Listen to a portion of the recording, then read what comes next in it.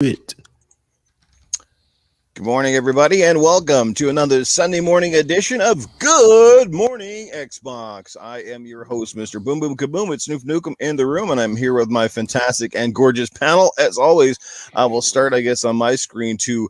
It would be my right. It would probably be your left, but let's go around the room and get to everybody here, introduce them, and then we'll talk to the chat as well. So what is going on? Coming live to you from the prison cell in Alcatraz. No, it is Eternal Shaddai. Looking pretty good there, man. How you doing, Shaddai? Hey, pretty good. How about yourself and the panel? Actually, not bad because, we're back for gaming news, and I'm ready for those. And a couple big topics sort of this week. Certainly a topic we're going to get into is one that Paul is going to have lots to say about. He's been actively battling the morons, the imbeciles on Twitter, but since we're going to talk about Paul, how's it going, man? Oh, I thought you were going to stop it. He's been actively babbling, and I always do that. I said battling.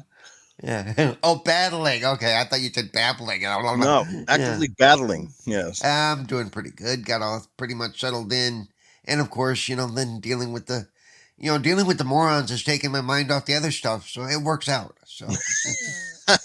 There you go. There's always a bonus to some of that stuff, eh? How's it going there? Yeah. Perfect.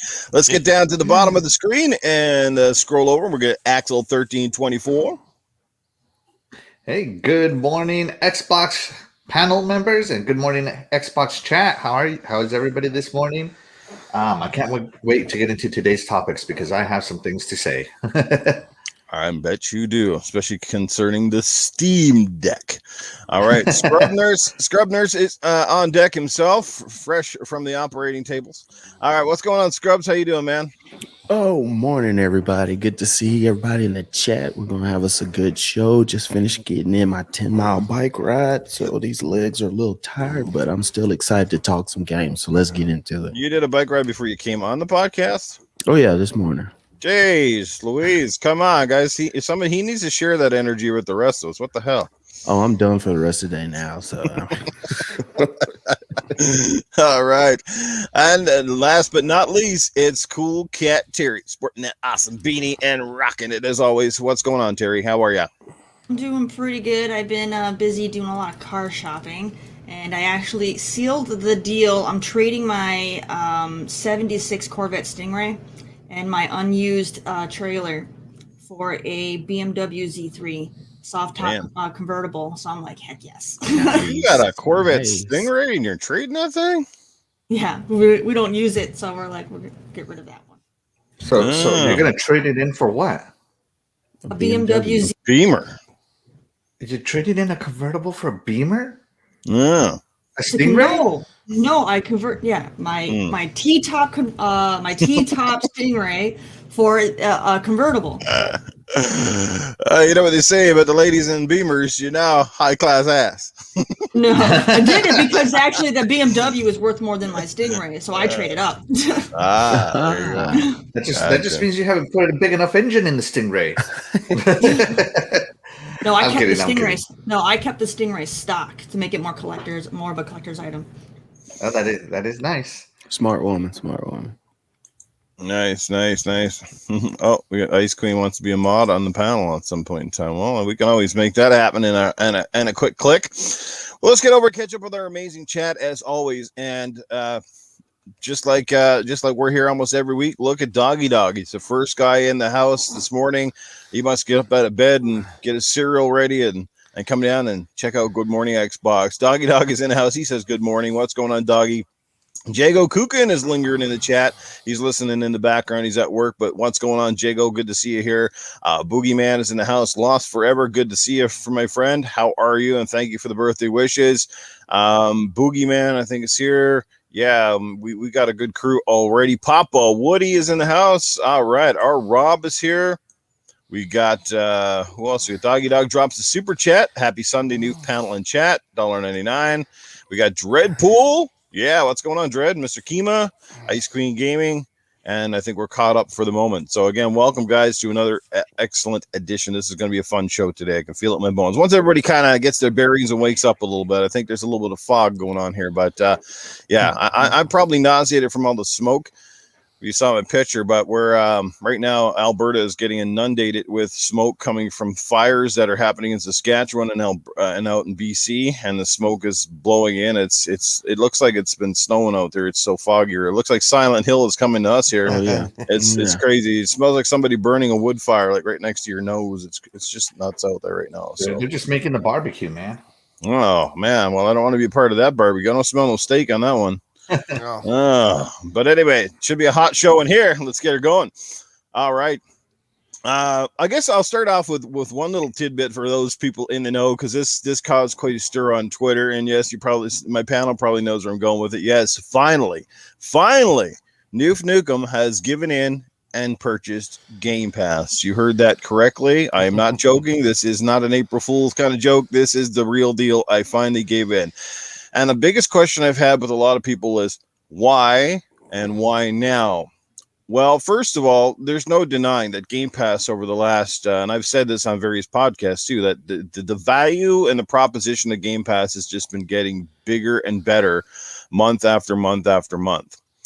And after signing up to Game Pass and looking at the selection of games there, I definitely don't feel like I made the wrong commitment, because there are so many games that I realized that I've missed, so many games I would like to play. And guess what? Now I can play those and check them all out for, for a minimal fee now. You know what I mean? And that is awesome. Like I said, the value, you have to be completely brain dead if you don't see nothing there that floats your boat. There is hundreds of games, lots of great stuff in there, lots of hidden gems.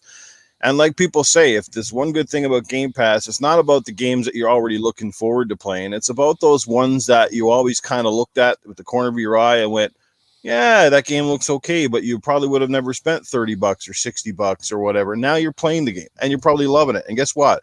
That means you'll probably go and play a sequel, or you might buy some DLC, et cetera, et cetera. And I think that's the beauty of Game Pass. So yes, I finally, yeah, and the cash, it's definitely going to help me in the long haul. When I want to play those games that you guys are all going to be playing, like let's take that Back for Blood game, for example, right? Right now money's been a little bit tighter for me. So you guys are all going to be playing that game here pretty soon. I've been watching a lot of you guys play the Dungeons and Dragons game, and guess what? I'm not playing it. Why? Because I don't have Game Pass, and I didn't get a chance to go buy it. So it's things like this that I see my friends playing, and I'm like, you know what? I don't want to be that idiot that's left out of the crowd. I want to be in there on the ground floor day one, running with you guys and being able to play some of these awesome games. Whether they're broken or not, that's irrelevant. But the fact that I can play those games and enjoy them right out of the box, that's a bonus for me. So I'm pretty excited. I don't feel I made a bad commitment. And the thing is, because I just renewed my Xbox Live Games with Gold, or Xbox Live Gold subscription, basically, what was it? They do the conversion. So basically, I don't have to pay a subscription fee now until August of 2022. So I'm good for a little while, actually. So that's awesome. So, but there is, in a nutshell, I'm finally a Game Pass person. You guys can all pass out now, and the world is coming to an end. But the real question is, Newf, how much did Xbox pay you to do this advertisement for them that you can get Game Pass for one low price? I didn't see any freebies in my mailbox, let me tell you. So yeah, there was no payments here, guys. The payment is having Game Pass itself and being able to enjoy a plethora of amazing games. So, and I can't wait to play them later. I think we know how the fires in Canada started. Now people were celebrating that Newf joined Game Pass, and they lit the whole forest on fire. Way to go, Newf! Way to go! And let's hope it's a good first year on Game Pass, because obviously I'll have to do the renewals and stuff like that. So we'll see how it goes by the time the next August rolls around. But in all likelihood, I'll probably renew. But anyway, enough about Game Pass. Let's get right into some of the topics. And Paul will lead us off on the first one, because it's created quite a stir this week, and it all really stemmed from a little social media interaction from Double Fine Studios, who are the makers of the new Psychonauts 2, also coming to Game Pass here very soon. And basically it was just a statement to say, no matter how you want to play the game, like apparently they're going to have an invincibility mode. And the whole purpose behind the invincibility mode isn't just to kind of make it easy for gamers. It really is to give gamers the option to play a complete playthrough, to play it on their own terms. And I like where they're going with it. I personally have no objections to what they're doing. We know why they're doing it, but Paul is going to break down why they're doing that, what it means for gamers, especially those who have difficulty playing some of these styles of games. So, Paul, break it down for us. First, let me just say good morning, Joe Dunmore. He's right there. He joined us early this morning. He actually woke up. So, What's on Joe Dunmore? Dunmore. So, yeah. So they posted. I mean, it was an innocuous tweet that they posted basically, and then Xbox responded, so more people saw, and all of a sudden you get, oh, this is stupid. This, look, there, and some people are saying it's not accessibility, it's cheating. No, it's not, because it's going in. Everybody has access to it. It's equal footing for everybody. Use it, don't use it. If you choose not to use it, you want to do the game on the hardest level, more power to you. And like I said, I've never flat out said I'm immediately going to go in and turn this on and use it. I'm going to try the game without it, see how it goes, turn it on when I need, if and when I need it. And I may turn it off until the next time, if and when I need it. It's there. That game is so much more than just fighting, and dying. There's a story, there's puzzles that you have to solve. So it doesn't make it like, as I've been told numerous times over the last week, oh, it's just go watch a movie or go watch it on YouTube. It's the same thing. No, it's not. Okay, it really isn't. And what was I gonna say? For people to assume that it's like that, or they're also calling it the reviewer mode, because that's what reviewers are gonna do. They're just gonna throw on and they're gonna race through the game. The only part of the game it's going to make faster is the fighting. No big deal. I mean, but it's still not going to make the puzzles faster. Or like I loaded up Psychonauts a few days ago, the first one, just because I had never played it. Because I'm not big into platformers. Why? Because I suck. And through no fault of my own. It's just the way the controls are. The trying to jump onto little itty bitty platforms and not outrun the platform, which I tend to do. There's no invincibility mode in the world that's going to help me with that part. So if the new game is a lot like the old game, I'm still going to take forever to do it.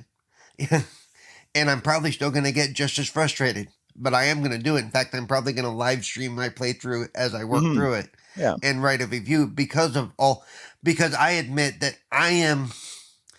Yeah, they made the tweet and they were getting a lot of negative responses and stuff. But I've probably been one of the more vocal defenders of the whole thing. If you look at that thread of stuff, and you can find it by going to my wall and looking at my tweets and replies, and you can see that I kind of picked up the mantle and ran with it, and I am I am the focus of a lot of hate right now, and I'm not even a developer. Right. That I've been called an ass. I've been called dumb. I've been basically told that, so what if I'm disabled and I can't play? That's my problem. It shouldn't ruin everybody else's game. Get over it, okay? It doesn't affect you. And that's just it. It doesn't ruin everybody else's game because they can play it on the settings that they always wanted to play it on. That's what I don't understand. Yeah, nothing changes for them. They think it's a bad sign. All the game companies are now going to be forced to put these modes in, and they're putting it in because of pressure from the vocal few and blah blah blah blah blah blah blah. And developers shouldn't be told how to do their game.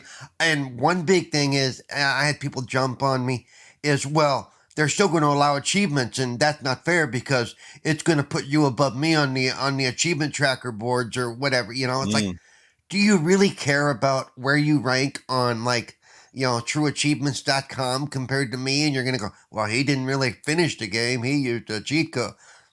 So what? In the grand scheme of things, who gives a shit? I'm sorry, but and that's I mean, really, seriously. And like I pointed out, because I thought about this, if they're thinking getting achievements because I used invincibility mode is bad, if you've ever used a YouTube video to solve a puzzle or to work your way through an area in a game, or clicked on a walkthrough to figure out where you needed to go or what you needed to do, you basically didn't earn those achievements either because you used somebody else's work to get where you needed to be. It's the same thing. Yeah. I just don't get it. I don't get all the drama behind it. I don't get. But luckily, Double Fine has the backing of Microsoft, and you know, and good old Tim, I don't give a shit. Schaefer is not gonna back down. He's gonna No, go. he won't. Yeah, Oh. yeah. But you know, Yeah. I want to go to Terry next, simply because she is developing her own game and maybe following this a little bit more closely due to some of, like I said, the positive remarks and some of the backlash. You know, why do you think people are so upset about it? And really, is it that important? I mean, I would think if you're a developer, at the end of the day, you put 5 years of your hard work into a game. Would you not want more people to be able to complete it from start to finish, as opposed to playing a level or two and then saying, frig it, this game is not for me, and they don't go back? Because technically that's a potential loss of a sale too, because they're not going to buy a sequel, that sort of thing. So Terry, how do you feel about it all? Okay, so personally, I mean, I don't care. I'm not going to use it. Right. If someone uses it, it doesn't affect me, so I don't care. But I do, I get there's a lot of people who are just very competitive, and so they want to push that on other people who are not competitive, and there's no reason to. So that's why you'll get a lot of the people, oh, you beat the game on normal, or you didn't play it on on insanity, so you're not a hardcore gamer or whatever. You'll see a lot of that stuff.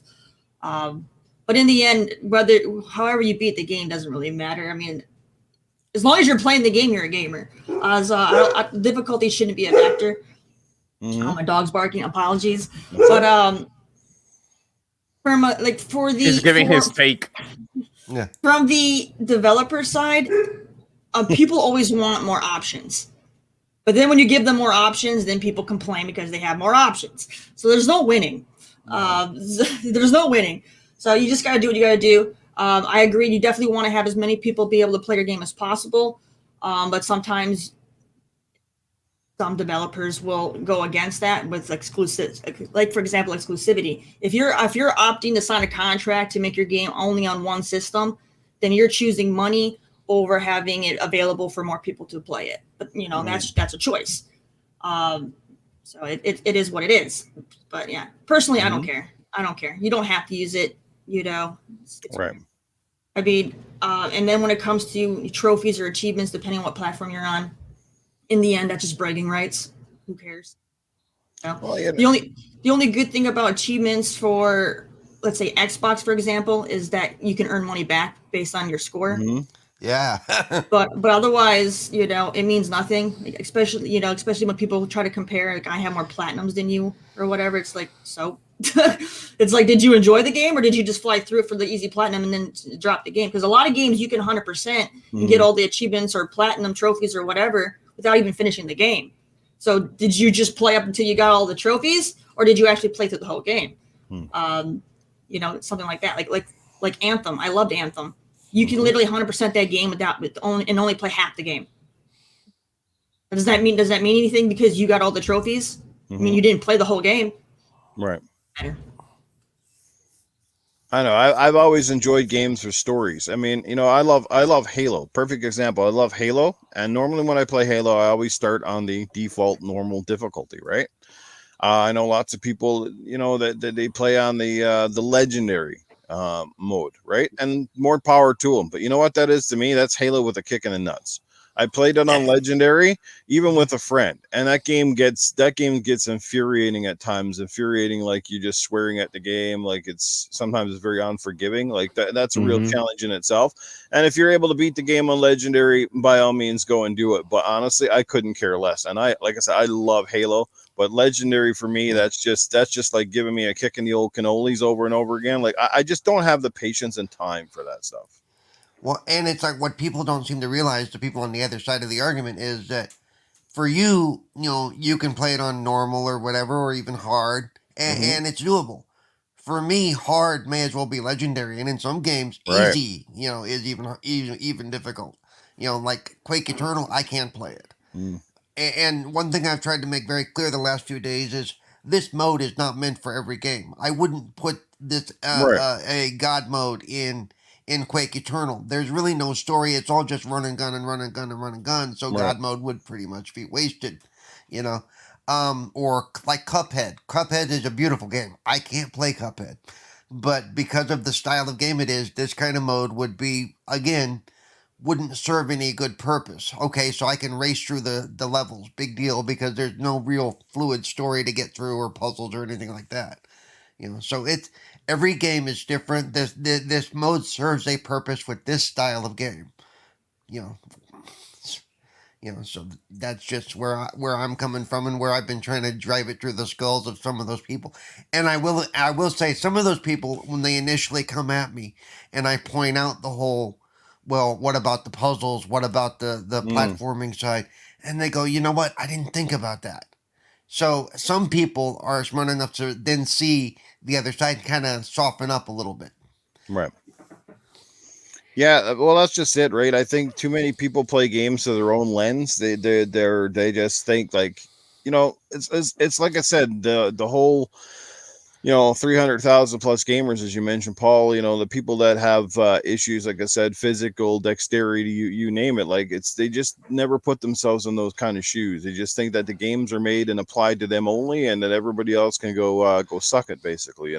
Yeah, my favorites are the ones who tell me, well, you don't speak for all disabled people, and then they continue to speak for all disabled people, and they're not disabled.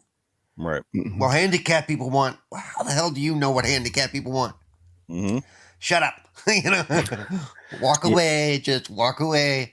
Yeah, there's various levels of difficulty. I mean, there's people out there that are far worse off than where you're at. There's people that have to play their games with the controller that they're blowing into, or those types of things. Like you're able to at least play with the standard controller, right? Yeah, for the most part, yeah. Yeah. But that was the other thing that always came up. I know this guy one-handed, and he beat Sakura. I know this guy. It's like good for him. Congratulations. I can't do it with two hands. Shut up. Yeah. Or I know a guy who plays with his feet. He beat this, that, and the other thing on hard. And I know a guy who uses a breath controller. And I'm like, that's great. They can do that. But we're not all cut from the same cloth. We all have different levels of, disabilities for different reasons. Yeah, it's all gatekeeping, and there's no reason why you shouldn't be able to play the game you want to play it. That's why they have certain levels you can do easy, normal, hard. And if they do put in if Dolphine does put in a mode for somebody or to help more gamers play through a game, how does that affect you at all? It doesn't. It just gives somebody to say, oh, well, you didn't do it like me. Well, why do I have to do this? And you only get to, well, you can do it too. It's just you choose not to. So why be mad? People do this with all gamer score. I do not care about gamer score. If you look at my gamer score, you can go, oh, that's crap. But yeah, I play games, but I don't play to see, shoot this person this many times, get this many headshots in a row, get this many perfect reloads in a row. I don't care. Can I do a perfect reload? Yes. But then when I'm in the middle of the game, I stop thinking of trying to get a trophy or trying to get an achievement. I don't care about platinum, but that doesn't mean I don't play games. It doesn't mean I don't enjoy the games. And it doesn't mean that because I don't do it that way, I'm doing it the incorrect way. Am I playing the game? Am I enjoying the game? And is it fun for me personally, not for how you choose that this game should be played? So if it really mattered, about gamer score and difficulty, it would be just like Returnal. You got one way to play it. This is the only way. Play it or don't play it. If it was really that important. So I remember when they didn't have modes back in the day, Nintendo, their early games, you just had to play it till you beat it. You figured it out. Okay, that was fine then. But how many times did you as little kids play for hours and hours and couldn't beat an area, like you said, and you had to get a friend to help you?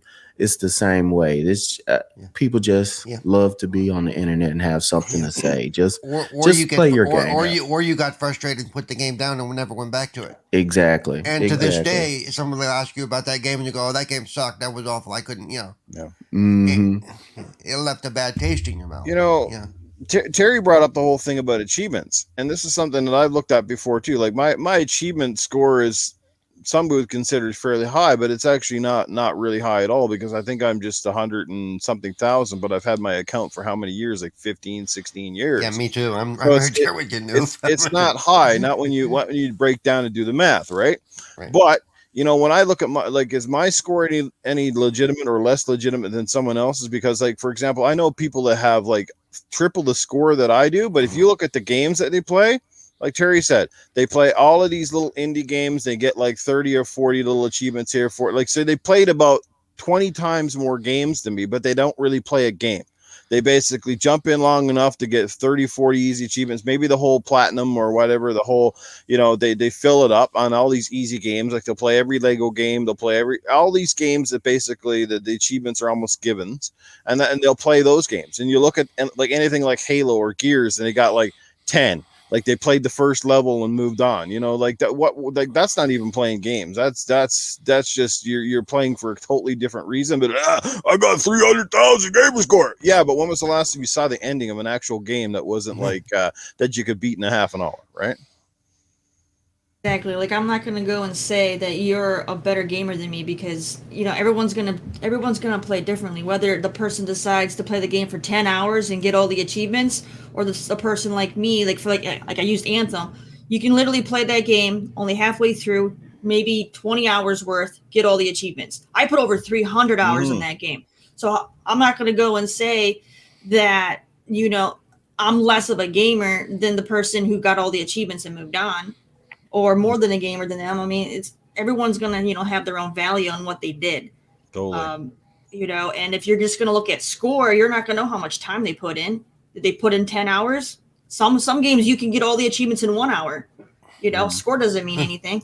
There's that company that puts out those games where you can get all the achievements in like 10 minutes, and it's strictly for achievement whoring. Yeah.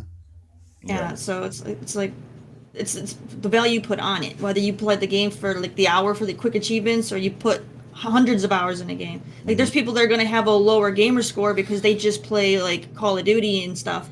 Right. You're not going to get too many achievements if you're playing PvP games versus a story-driven game. No. That's there's me. games like Red Dead too, where you can play the game for 40 hours and still have only 1/3 of the achievements, because some of those games, it's insane how hard it is before they pop. They take forever to pop. It's like, you're like, my God, like, is there any achievements in this game? And it's like, yeah, well, you gotta ride your horse for about 550 kilometers before you get those type of things. And you're like, damn, Yeah, so Shane Tomlin drops $2 in the chat just to show my support. Use the like button, guys. Yes, indeed. Hit that like button and share this out. Thanks, Shane. And sorry, Terry, go ahead. Yeah, like I was saying, I'm not gonna say, like Scrub, I'm not gonna say he's less of a gamer than me. He could literally put 20 hours a weekend. I could put 20 hours a weekend, and I'm gonna get all the achievements, and he's not. That doesn't mean anything. We're still gaming. And I have multiple years of just multiplayer first-person shooter games, which, like you said, you play the story, you get 150, 200 gamer score, and then you spend the next, I don't know, lifetime. You might have 4 weeks of multiplayer, and you don't have any achievements, so it doesn't really show you. I mean, even if you use true gamer score, it might look a little bit better, but achievements is just another, and trophies are just another way to play a game. It is not the game. And some games are ridiculous, like get 1,000 headshots. Okay, how long is that going to take me? Seriously. Okay. Yeah. Those Gears of War ones, those are like kill like. I was about to say that. Seriously, I was about to say that. Seriously ones, like I never even bought. Like, I didn't know. The seriously ones are not even worth it, man. It's like, you might as well just give up your soul if you want to get the serious. You have to eat, live, and breathe Gears of War to get those seriously ones. Mm-hmm. Yeah, I think most companies too, they gotta stop tying in their achievements to the a lot of the multiplayer stuff too. I hate that, because multiplayer is so. You want to get an achievement, but you got to kill 100,000 people in multiplayer, and a lot of times they won't let you do it by playing the bots. You got to actually play live people, and so if you really suck at the multiplayer, then guess what? You're going to be there in eternity. and they'll make you use like a gun type that you don't like. So now you're like, okay, well, I'm not skilled with that kind of gun, so now I'm never gonna get it. You know. Mm-hmm. Axel, let's get you guys in here. You guys have been quiet, so let's get you guys in on your thoughts on this particular stuff. All right. So I'm going to preface mine by Paul. I'm going to say some inflammatory things. So I'm going to, I want you to hold back until I'm done. I swear I have a point. Yeah, All right. I'll shave off that point for you when you're done. So, all right, sounds great. All right, I think out of people here in the crew, I am the masochist. I love hard games, right? I love Dark Souls. I love Sekiro. I love my old school hard games because I feel a sense of accomplishment when I finally get through something, right? That's me. And do I think Dark Souls or Cuphead or something would be a very different game if they changed it? For me, yes, because I had no choice but to grind through it. I had no choice but to, as they say, but to get good, right? And it plays back a lot to my old school days where you had to memorize. You had to get your timing down if the controls were tight, all that good stuff. Now, with all that being said, even when I was a kid, I had one of these right here, right? Because sometimes even the masochist gets beat up, right? And I can't take it no more. I need to get through it. I need to know what's happening. The game genie. History right there. That's right. And, I never finished Cuphead because it just was sucking up too much of my time. A day per level. As an adult gamer, I don't have that much time anymore. I can't grind through it. I didn't finish Sekiro, not because a boss was killing me, but because I got lost in the world and I have no idea where to go. Right. So, you get these rage-inducing moments. Now, I have a lot of fun getting through these games. Like beating bosses in Cuphead is one of the most satisfying feelings I've ever had in my life. Beating some Sekiro bosses is one of the most satisfying feelings I've ever had in gaming. The thing is, though, that's me. And I'm not going to lie. I use this or the equivalent of in other games. I play on PC games. Guess what I have on PC games? I got mods. I got cheats. I got access to all the internal files that I can turn on a God mode. I can look on forums and find developer modes and turn on invincibilities or rush through a level. On Xbox, it's really no different. You can plug a keyboard in and I can turn on developer mode. You can access developer mode on your Xbox for $20. So there's not really a way Xbox does not either condone or sorry. No, that Xbox does not condone you messing with those. It's called developer mode for a reason. If you don't know what you're doing, you're going to mess it up. Enter at your own risk, kind of thing. And so would have adding an easy mode or a God mode in any of these games have changed the game? I think it would have, because I would have probably just gone through Cuphead and to see the levels, because the art is beautiful. Right. But that doesn't change it. Like Newf said to his point earlier, some people go into Halo and they put it on their preferred difficulty, and some people that's legendary. I go heroic. I think normal's too easy, and I think legendary is too hard. So I go straight heroic, right in the middle, and I go through that. And that's perfect for me. But I was playing with one of my friends a long time ago, and we kept dying in this level over and over again, and I wanted to keep going until I figured it out. And he gave up. He said, I'm not going to do this. I'm not having fun. All I'm doing is dying. And that can be very frustrating to some people, is to just die over and over and over again without getting anywhere. And you're at the limit of your skill level. Some people don't want to figure it out. Some people don't want to, as I say, get good. They don't want to because it doesn't benefit. It doesn't satisfy them the way it satisfies someone like me. Right. It's just frustration upon frustration upon frustration. And Newf knows this. We did a Q&A where we talked about how badly we raged at video games, and Newf has broken an Xbox. I've broken a controller and keyboards, and I mean it gets it gets up there, the level of frustration. And then so if I put that level of frustration on someone like Paul, who is limited by his body, not necessarily his skill. I'm sure Paul would love to be skilled at video games, but he can't because of his limitation. You add that level of frustration. Play me at PGA Golf Tour 20, PK, that game, the golf game that I play all the time. I'll kick your butt. Yeah. Okay, I'm just saying there are some games that I'm really good at. Yeah, Paul. By the way, I do want to interject that I too get that feeling of accomplishment when I beat something that's difficult for me, but my difficult does not necessarily equal your difficult. Exactly. But the feeling of accomplishment is the same, you know. And I too have broken controllers and thrown things across rooms and, you know, hurt people by accident. Oh, I'm sorry. Some days I have a feeling of accomplishment just by getting up and dropping a deuce, you know? That was a hard deuce to push out. Oh, God. Yeah. So someone like me wouldn't lose anything given access to God mode, because I've had access to God mode my whole life.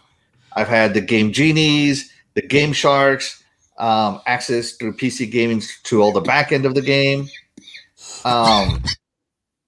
Multiplayer is a little different, you know. Like on PUBG, when I got my first chicken dinner, that was I literally did a victory lap around my house when I did that one, because it's so hard to win at PUBG because you got to deal with the cheaters, the scopers, everything. So when I finally made it through PUBG and finished that, got my chicken dinner, I was super happy, and I've never gotten one since then because, I mean, you're talking serious luck at PUBG to go against those cheaters. But yeah, I don't find anything that's going on wrong. I don't think Tim Schafer is wrong by holding on to his guns and saying, well, we're going to put this in, and if you don't like it, so what? I agree with it. I don't lose anything with it. I'm not going to play with invincibility mode, but because that's just me. But right? It's there, and if you get stuck, you might turn it on, which isn't a bad thing. If I get stuck, I'm going to turn to the electronic version of this. Yeah, it's there if you need it. It's there if you need it. If I get stuck, I'm going to turn to the electronic version of this, right? I'm going to find a way to cheese it. I'm going to do something, right? Yeah. And that's just because that's me. That's who I am. Yep. Now, after I beat it, I'll turn on invincibility mode or God mode. Like Doom Eternal. Doom Eternal is a hard game. And I'll turn on for me. It's a hard game. I'll turn on the God mode and just run in there, running through walls, running through people, unlimited BFG shots, or have the BFG in level 1. You know, that kind of stuff I find fun. It's entertaining. It has its own entertainment. So yeah, everybody, if you think you're giving somebody access to a game is wrong, you don't know the purpose of gaming. I don't know where these gamers are coming from, because gaming when I was growing up wasn't seen as popular. We weren't seen as the cool kids. Now it's popular. And now the cool kids, you know, it's kind of like you came to gaming to escape bullying. Right? And a lot of us got bullied for gaming from, like, you know, extreme makeover. Yeah. And now it seems that gaming is so accepted and we should be celebrating each other.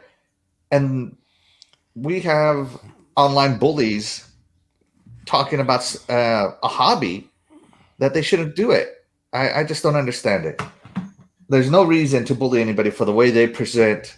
They want to play a game for what they want out of a game. Yeah, you can disagree with things, but you don't have to take it to the next level and do personal insults and different things like that too. Like, I don't agree with it. That's fine. You leave it at that. It's there. It's there. It's not. It's not. I mean, it's no different for Double Fine to put in an invincibility mode for people that have accessibility issues than it is for From Software to not put in one. Easy mode or whatever for people, you know what I mean? Like that's their choice and that's the way they run it. So there's no difference. But the thing is when a lot of times when you're bullied as a kid, you grow up and then you become a bully. So we were bullied a lot as kids, and now we're the older gaming generation. So we're usually the ones that are the more toxic. Yeah. You go and play. Yeah, you're gonna have like the kids that are doing it on Call of Duty, but more often than not, you're gonna hear the adults, ripping into each other more than anything. You know, we become the bullies. Yeah. And it's very easy to fall into that hole. I mean, some of the other podcasts I used to listen to before, I found some of the better ones were very console wars and toxic in nature. And I found myself on my Twitter timeline typing a lot of this console warring, toxic chat stuff. Now, fortunately, I found some better podcasts, and as time went on, I started just realizing it's just a hobby, man. You don't need to. I don't need to press somebody to be like me. I don't need to press somebody to game like me, and I don't need to be bothered by it. And that's really all it comes down to: is have some self-reflection. You don't need these people. My panel members don't need to game like me. They are each their own person. They are each their own style. And some of them are better at games than me, and I'm better at some of them than they are. And even Paul is better at some games than us. He just threw out the gauntlet. Come and get it. PGA Golf. Come and get it if you think you can take on Paul. And we all have our little niche that we're good at. Yes, absolutely. Well said. Let's get Eternal Shaddai in here. Let's get him in here to kind of close out this and get his take on it. Well, first of all, games are made so people in this planet can enjoy them. That's pretty much it. Games are pretty much for they're made for us to have fun, not to pick just because they add a new mode. That's pretty much like you guys said, it's an option. There are games that have been really, really hard, and I put them to the side. Especially Sekiro. It took me a month to beat the first boss. I haven't touched it again. Because I know, like you guys said, it will take us a lot of time and effort to pretty much beat it. For some, you know what? Power to you. You took the time. You beat the game. You move on. Me, I beat one boss. I'm happy. I'm moving on to the next. That's pretty much it. Even though I'm an old school guy, especially like you, Axel, and of course Scrub and the rest, that we play through the NES. We never had checkpoints. It's only codes. And if you didn't have that codes, you got to start from from the beginning. Better not lose that notebook, or you screwed. That is true. That is true. Better not lose that notebook. That is just an option. The invisibility mode is just an option. There are I usually start from, depending on the game, hardcore or easy, normal, hard. I usually go normal, then hard. Sometimes I can't do normal. A good example, Cuphead. You could do it normal, you could do it hard. It's still the same. You're still gonna get your whooping. But games are made for the reason for everybody to pretty much enjoy. It does not matter.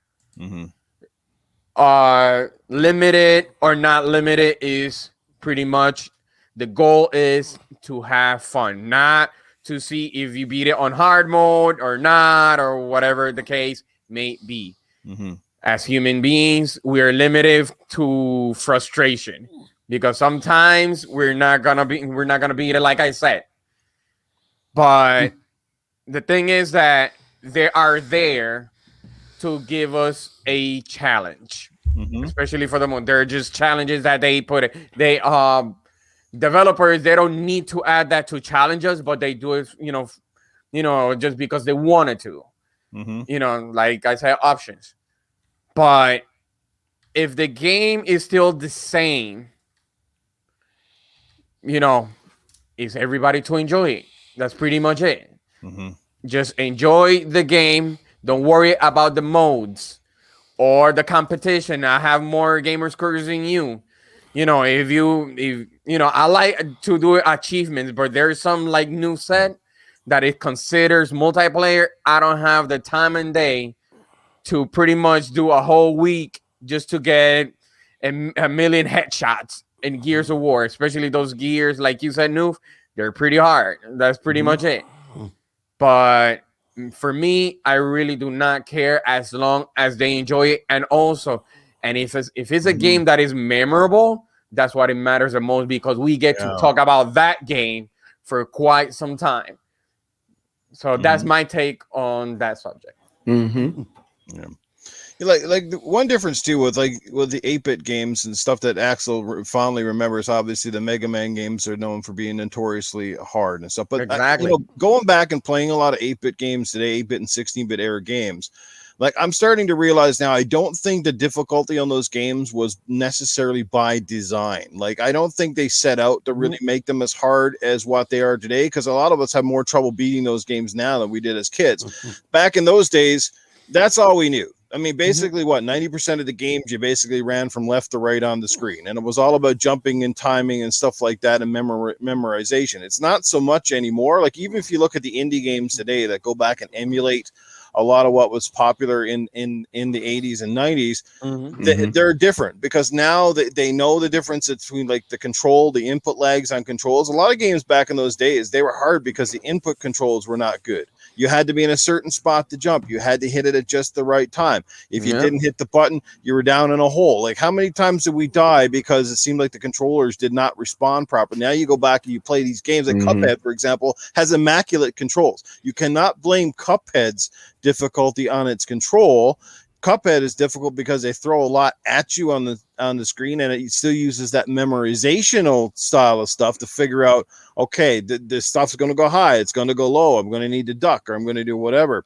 That's what I think that's the difference. And fundamentally, back in the day, for us, card games were deemed differently because that's all we had. We had, like, when I bought a Genesis game, I only had that one game for how many months before I bought a new one. I didn't have 50, 60 games coming at me all within the run of 1 week. I had one game, and I was going to play that living devil out of it until I basically either beat it. Like, I think almost all of my 16-bit games, or at least 80% of them, I would beat. And if I went back and played those same games today, I wouldn't have the the fortitude and the patience to do it.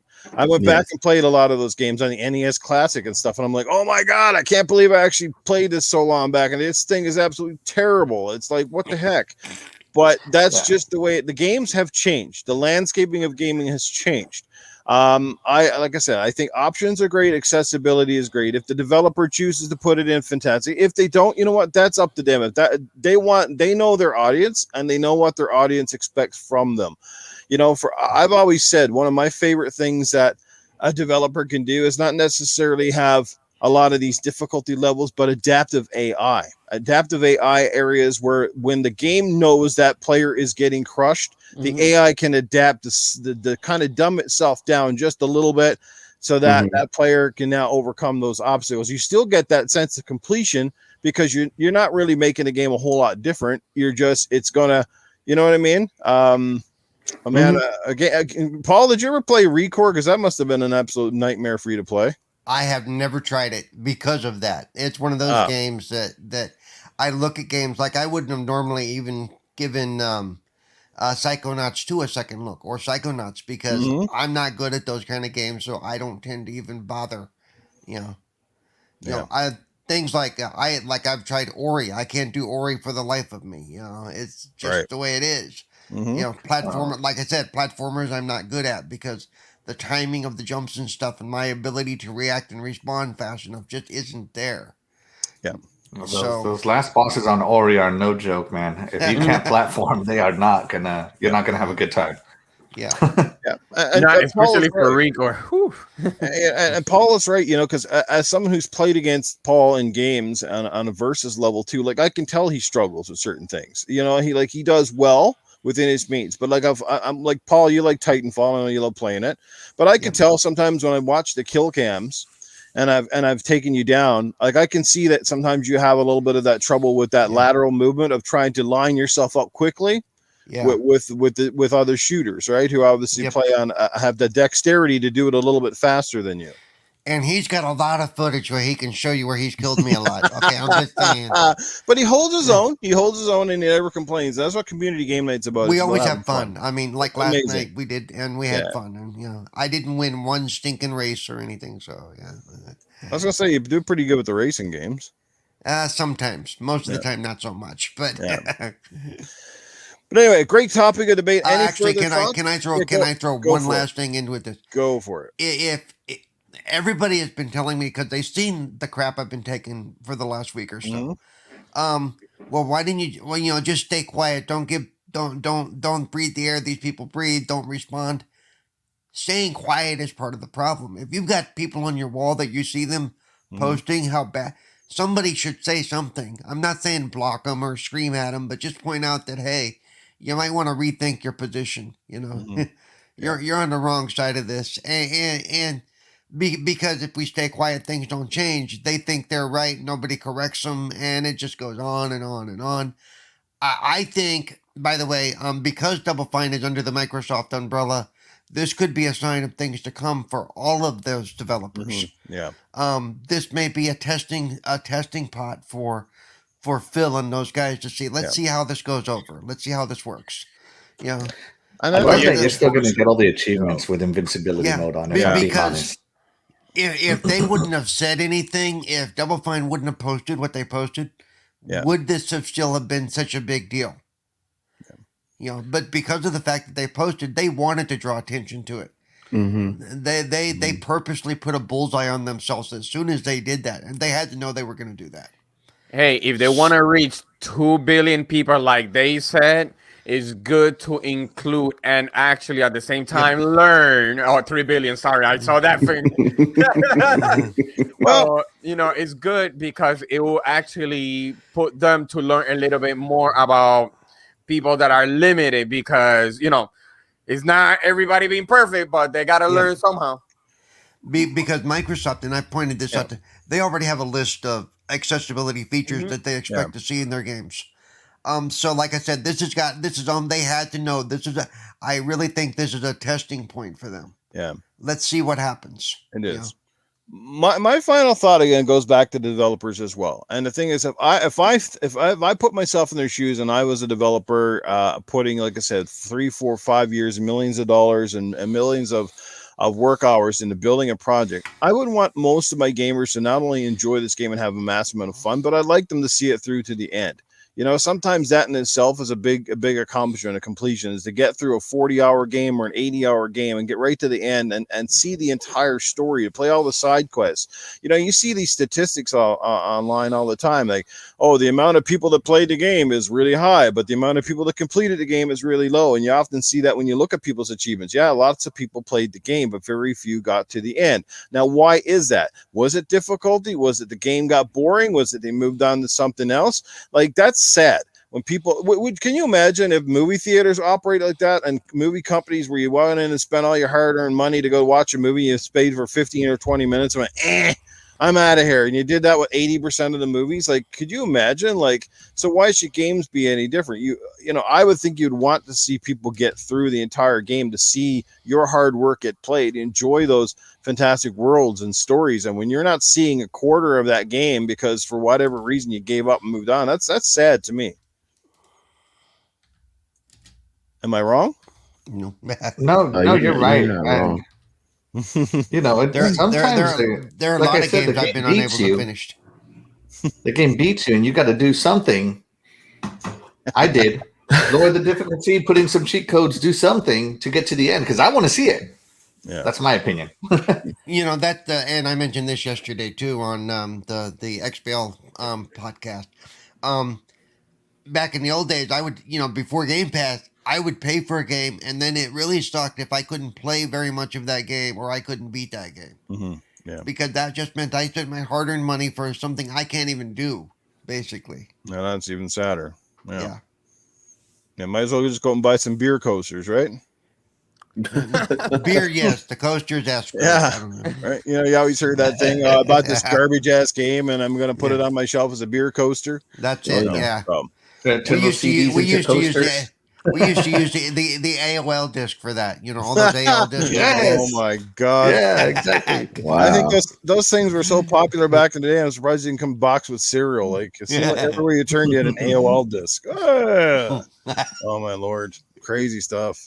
Well, let's move along, guys. It's a great topic, though. I mean, it's obviously going to be debated for some time to come, but a great topic, and I love hearing the diversity again come through on this panel, some various views, and Axel, of course, with his fantastic take on it as well, and what difficulty means to him. It means something for everybody, but just at the end of the day, nobody's really right or necessarily wrong, but just be respectful about the way you conduct yourself.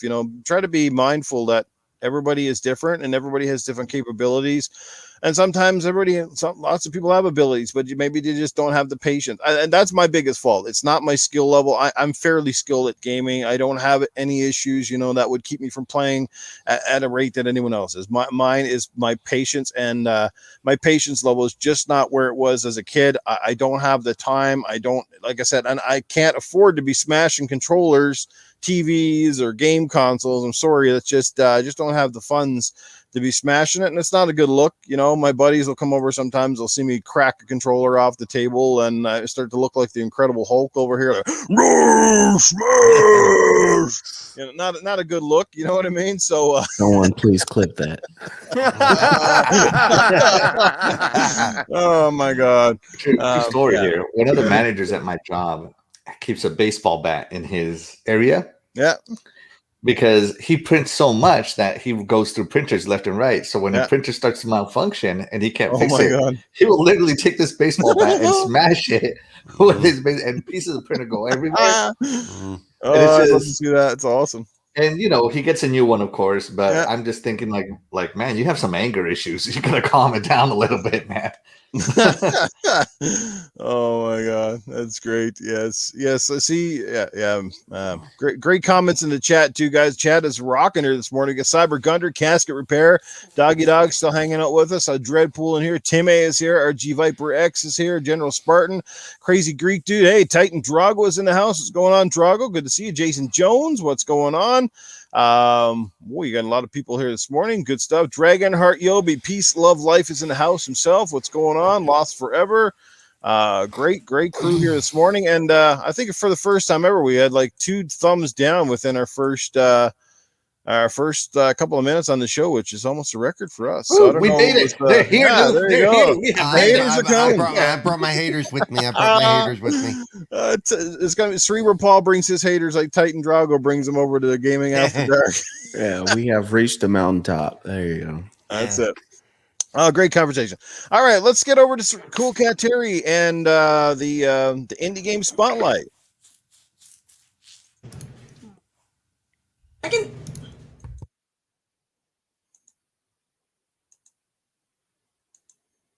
So everybody, I got a nice little game that I'm going to show you all. But before I do all of that, I do need to make the quick disclaimer that remember, we are on Good Morning Xbox. This game, whenever I show this game to people, they always, we as adults are just as immature as children are. So you're gonna trust me. There's going to be jokes that you're gonna immediately think of. Remember, this is not Gaming After Dark. All right. Anyway, this is a cute little game. So please, that comment immediately puts me into overdrive. I'm ready now. He's ready now. Yeah, what is she preparing us for here? Like, what's going on? Yeah, you have piqued my interest already. What's going on? Like last weekend. Leisure Suit. Okay, Larry. so anyways, that's what I was thinking. The game that I want to show you, the best way to explain it before actually fully showing it, and why you're going to understand where you're going to come up with like innuendo and things, is the game. The character is a 2-headed dog. It's going to remind you kind of like Cat Dog back in the day. For those of you that grew up on like classic Nickelodeon, so think of Cat Dog. And now that you're thinking of Cat Dog, your wheels are probably right turning. All right, so I'm going to show you this really cute game. I've seen this game. I've seen what it looks like the first time I saw it. Yeah. Your mind is going to go there. Your mind is going to go there. That's why I had to make the disclaimer, because this is Good Morning Xbox. Okay. So check out this game. Is called It's a cute game. Close your eyes. It's a really cute game. I'll talk more about it after I show you guys the little trailer. All right. So enjoy this. Hopefully the volume is good.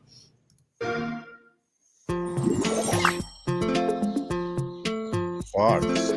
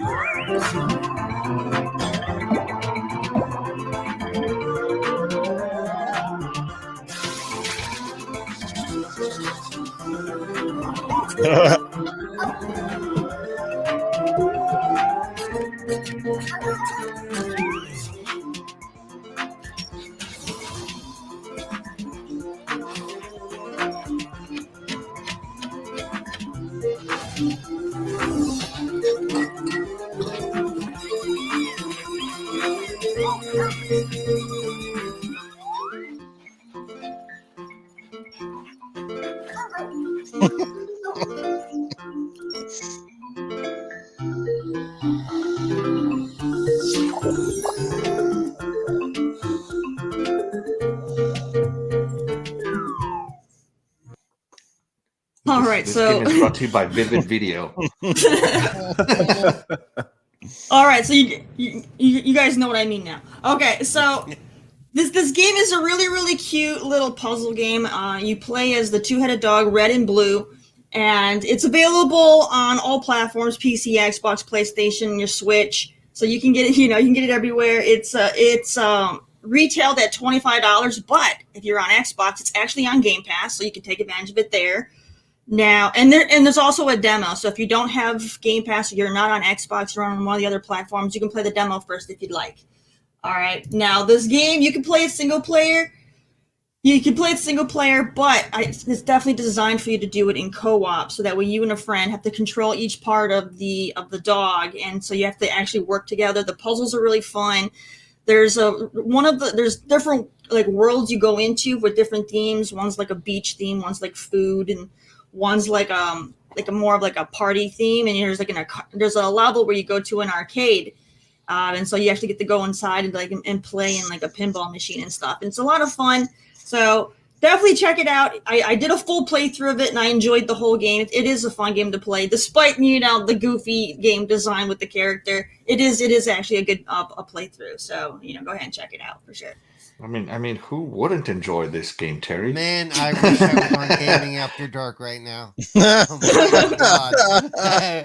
Yeah, the comments would be definitely different. That's for sure. Even Scrub Nurse is holding himself back. Look at that face. So many things to say that I cannot say.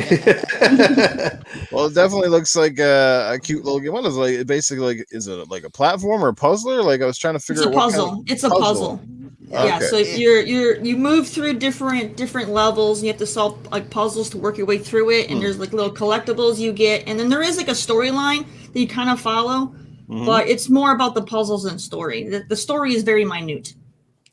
I got to tell you, the trailer had me on the Etch a Sketch. I was like, oh my God, what are they trying? Looked like a giant hot dog. Yeah. A friend of mine streamed it on the Ambassador channel with his girlfriend, and yeah, it looked like it was a fun game. It really did, and it is fun. The first thing I said in chats in the stream were not nice. Like, I'm like, what the heck are you playing on this channel? Oh my God, that's hilarious though. But great creativity, nice colorful art style in that game as well. Yeah. It looks like fun though. Not for nothing. Now I'm curious about something. Is that a single player or a co-op? It's both. You can do single player, but it's designed to be co-op because the whole point is you have to have one person control one side. Definitely co-op. So that means one person take one in. Okay. Is it online co-op? I believe it is couch co-op as well, right? It is online. It is online. Is it? Sweet. I thought it was couch too. Maybe they were on two. They might have couch, but I played it online. Oh. Nice. I'm gonna play this with my nephew now. Okay. So that means one person take one in and the other one takes the other. Yeah. So example is so there's gonna be puzzles where maybe you have to put a fire out or something. So one side will have to grab onto like the hydrant to get the water, and then the other person kind of like works the hose. Keep your comments to yourself. All right. Wow, Terry, not for nothing, but I gotta give you props. You kind of lighten up the morning with that. One person's gotta work the hose, baby. I'll tell you, Yeah, the way it goes, I didn't want to make that comment, but I'm like, Oh my God. That's great. It's good fun. It's good. Trust me, you're gonna play this game and it's cute, but at the same time, you're gonna have lots of laughs because of all the easy jokes you can make playing it. So you're gonna have a good time just joking around with it. Good. That's fine. That's great. You actually pulled a tear out of my eye. You actually did. Terry, did you stream this game? I did. All right, I'm gonna go back and replay this stream because I want to hear the Yeah. comments you made. That was Yeah, this game could have easily been called Dog Hose.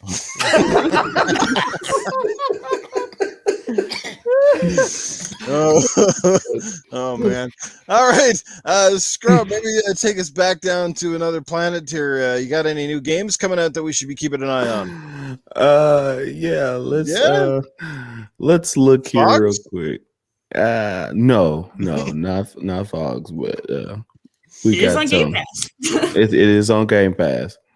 Let's see here. Watching everybody's expressions on video this morning is freaking priceless. That's hilarious. But yeah, I'm sharing screen now. We're going to our fateful Game Pass counter. So one thing I'm just going to pull up real quick is we're going to look at the games that are leaving and are recently added. So we kind of know what's coming soon. There's a lot of games coming soon. So leaving in August, you got your Madden games. Escape is Vampire, which is pretty good game. So if any of those games intrigue you, check those out. They'll be leaving in August. One good thing always about Game Pass, if something's leaving, you can download it and have it play it, or you can buy it and it's yours and you'll get it cheaper at a discount. So let's go to the recently added, because I know we haven't gone over this. Some people might have missed it. The Dungeons and Dragons Dark Alliance, which people have been playing that game. It looks fun. It is a co-op game. Check it out if you have the chance. I know a lot of people have been posting some of their gameplay on Twitter and on YouTube. It is fun with friends, so check that out if you can. You got UFC 4. You got Need for Speed Hot Pursuit Remastered, which I wouldn't be surprised if that's going to come to a game night, community game night sooner or later. Proteus. I've been hearing some good things about this game as well. So just look through the list, check them out if you want to. But these are the main games that are coming for right now that have just been put in. There's so many games coming soon. I can pop it open. But I know the main ones everybody's looking at. We got maybe about 12 more days to go. Is you're going to come up with Flight Sim, and then you're coming with the Ascent. So be looking out for that. I've also seen that the Ascent is already available for download already before the game comes out. So that's a great thing about Xbox and Game Pass. You can go ahead and download the game now. When it's ready to play, you can just start and go at it. So there's no more waiting hours after the game's been released for everything to be downloaded before you can play it. It's already pre-downloaded and you can get back into the game. So that's pretty much what I have now for coming up. But check this site out. Like I said, if you look here, GamePassCounter.com, you got PC game, cloud game, console games, EA Play, Touch, Back and Pat, FPS Boost, 120. Anything you think of. I know some people's like, you say this every week, but I know there's some people that hadn't seen it, so we're getting the word out, because I just recently sold my Xbox One X to one of my coworkers, and last console he had was a 360. So he's like, man, I need something to do. I want to play games, but I don't want to buy the new system. And I was like, well, you can get the Xbox One X. Just get Game Pass. And I showed him all the stuff. He's like, wow, I can do all this. I said, yeah, and if you want, just get it for $15. You won't have to pay for your Xbox Live account. Just get it for $15. It's mixed in there and you're good to go. You don't have to get a new console and just figure out how many games I want to buy to start out. You've got 400 games to start out now. And then if you want to buy something along the way, you can. So it's a deal you can't beat, especially if somebody's new coming into the ecosystem, or for somebody who's been a gamer on Xbox forever. Newf, that Yeah. you can get it and get a lot of benefits out of it. So, Yes, if game. people think that I'm gonna stop buying physical games, you are dead wrong. I will still buy them. Like I can guarantee you, and I think Axel also said, like I'm going to buy Halo Infinite Right. physical copy. I'm probably going to get Forza physical copy. Yes. There's a numerous other games. I'll probably might even get that Back for Blood physical copy. Like the games that I really want, I'm still going to buy the physical copy. And, Admit it. The reason you got Game Pass now is you saw Thogs was on there and you wanted it. You Oh, wanted absolutely. to play Thogs. Oh boy. Also, what I will say, because I know it's going to be a big game that's coming out this year, is going to be Forza Horizon 5. Yeah, Halo. But this is the key on Forza Horizon 5.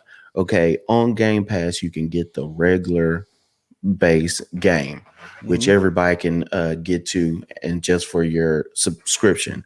But you can get the ultimate. We got everything shiny new platinum edition for like 40 something dollars. All you have to do is you already have Game Pass, you got the base game, you just do the add-on. Instead of most people, if they want to get the big deluxe platinum, everything, all that, it's $100 or a little bit more than $100. So you're getting added value every time you have Game Pass and something comes out. Because I know last Forza, I got it through Game Pass, and then I got the deluxe edition maybe 2 or 3 months later for only $40. You can't beat that. So Yeah. everything you get on there, if you do buy because you have Game Pass, there's a discount. So even if you're one of those people who say, I love to buy games, but I'm more buying digital now than the hard copies, you can still get those games as a discount just because you have Game Pass. So there's many added values. Go get it. Somehow looking at that Fox video reminds me of the old Slinky commercial. Oh man. Everyone knows it's Slinky. Slinky. It climbs downstairs, you play it in pairs, and then I don't know, download the old commercial. It was hilarious. Great stuff. Oh man. Shit. Anyway, great stuff there, guys. GamePassCounter.com. Keep you up to date on everything that's coming to Game Pass or leaving Game Pass. There is a ton of stuff there, obviously. So tons and tons of value. Good stuff right there. And we got some fantastic people in the chat. What's going on? Pong Soul is in the house. What's going on? Ice Cold. We got Apex is here. I see 108 Dragons TV has graced us with his presence. What's going on, Dragon? Lethal Terminus is in the house. Man, Masshole is here. I knew I smelled a masshole. And there we go. We got some great people there this morning. Sorry, gotta get those jokes in. All right, good stuff. All right, guys. All right, let's get on to topic. I guess our second topic of the morning, and this one definitely created quite the stir this week, and I'm definitely interested to see what this panel, how they take, what their take is on it, and what this could mean potentially for the game industry. What I am referring to is the announcement from Valve that they are creating what is called the Steam Deck. If you guys are, unless you've been living under a rock, you would have probably seen plenty of pictures of this. It just went up on pre-order on Friday. They have 3 different versions of it. It's basically a hybrid console, much like the Switch. You can play it as a portable. You can dock it to your TV. It'll obviously be able to access the majority of the games that are available on Steam. So basically, think of it as a portable PC in your home with RDNA 2 architecture, fantastic chipset by AMD, a much more powerful version than the Switch. The Switch Pro that everybody kind of wanted and didn't get is now this one right here, Valve Steam Deck. I think it looks phenomenal. I'll give you my take on the whole thing in just a second, but I want to hear the panel first, and let's go with random on this one. Who wants to jump in? Who's excited for this thing, or who could care less? Shaddai's got the hands up in the chat. I can chime in, but I feel like I want to go in first because I feel like everybody else is going to be positive about it, and I'm kind of more on the negative side. So let me get the negativity out, and then you guys can shine all your rays of sunshine. After that Fogs video, your floor is yours. All right. So I've been looking at it, and first of all, just so everybody knows, I own a Switch. I don't use it very much. When I do, it's usually docked, and I play more indies on it than I do first-party games. I don't really have a use for a handheld. Just to be clear, so you guys can understand my perspective a little bit more. Now, first off, I'm not interested in buying it because I have no use for another handheld. I barely use the one I got. But also looking at it from a design perspective, for me personally, I feel that the buttons are a little too small and compacted on the top. I think it's going to be a lot harder for certain people who have bigger hands, or you might be fat thumbing those buttons. So I think there might be some issues there. I also, as someone who bought the Steam controller, I already know how that touchpad works. And unless they did a redesign on it, that scares the death out of me that they put that on there, because that touchpad on the controller was not very good. So it worries me. Maybe they fixed it. But if it's the same touchpad, then that's not good. Touch it. Yeah, so it's not good. So that if I was in the handhelds, that touchpad alone is a reason for me to kind of steer clear until it's been out and people have been using it to see if it's viable or if it's a hot disaster like it was on the controller. When it comes to what it can do, that's impressive, because you know that this is going to be something that people are going to modify. They're going to take, more than likely, they're going to take the Steam operating system off of it, and they're going to jailbreak it, which Valve already said you can do. So this is going to be something that people that like doing that kind of thing are going to take advantage of for sure. So that could make it, a good commodity for those folks that want to do that and have something on the go. So that's cool. But for me, I have no use for it. The controls are too small. I already hate the controls for the Switch because they're too small, and this one looks even more small because they're so cramped up on the top instead of being spread out and made larger. So those are just my takes on it. There you go. Who wants to jump in next? That was a great take from Terry. So obviously she gives it a nay. I'll go next because it also got a nay from me. Oh, good. So we go. we can agree on Terry. Negative Nancy's.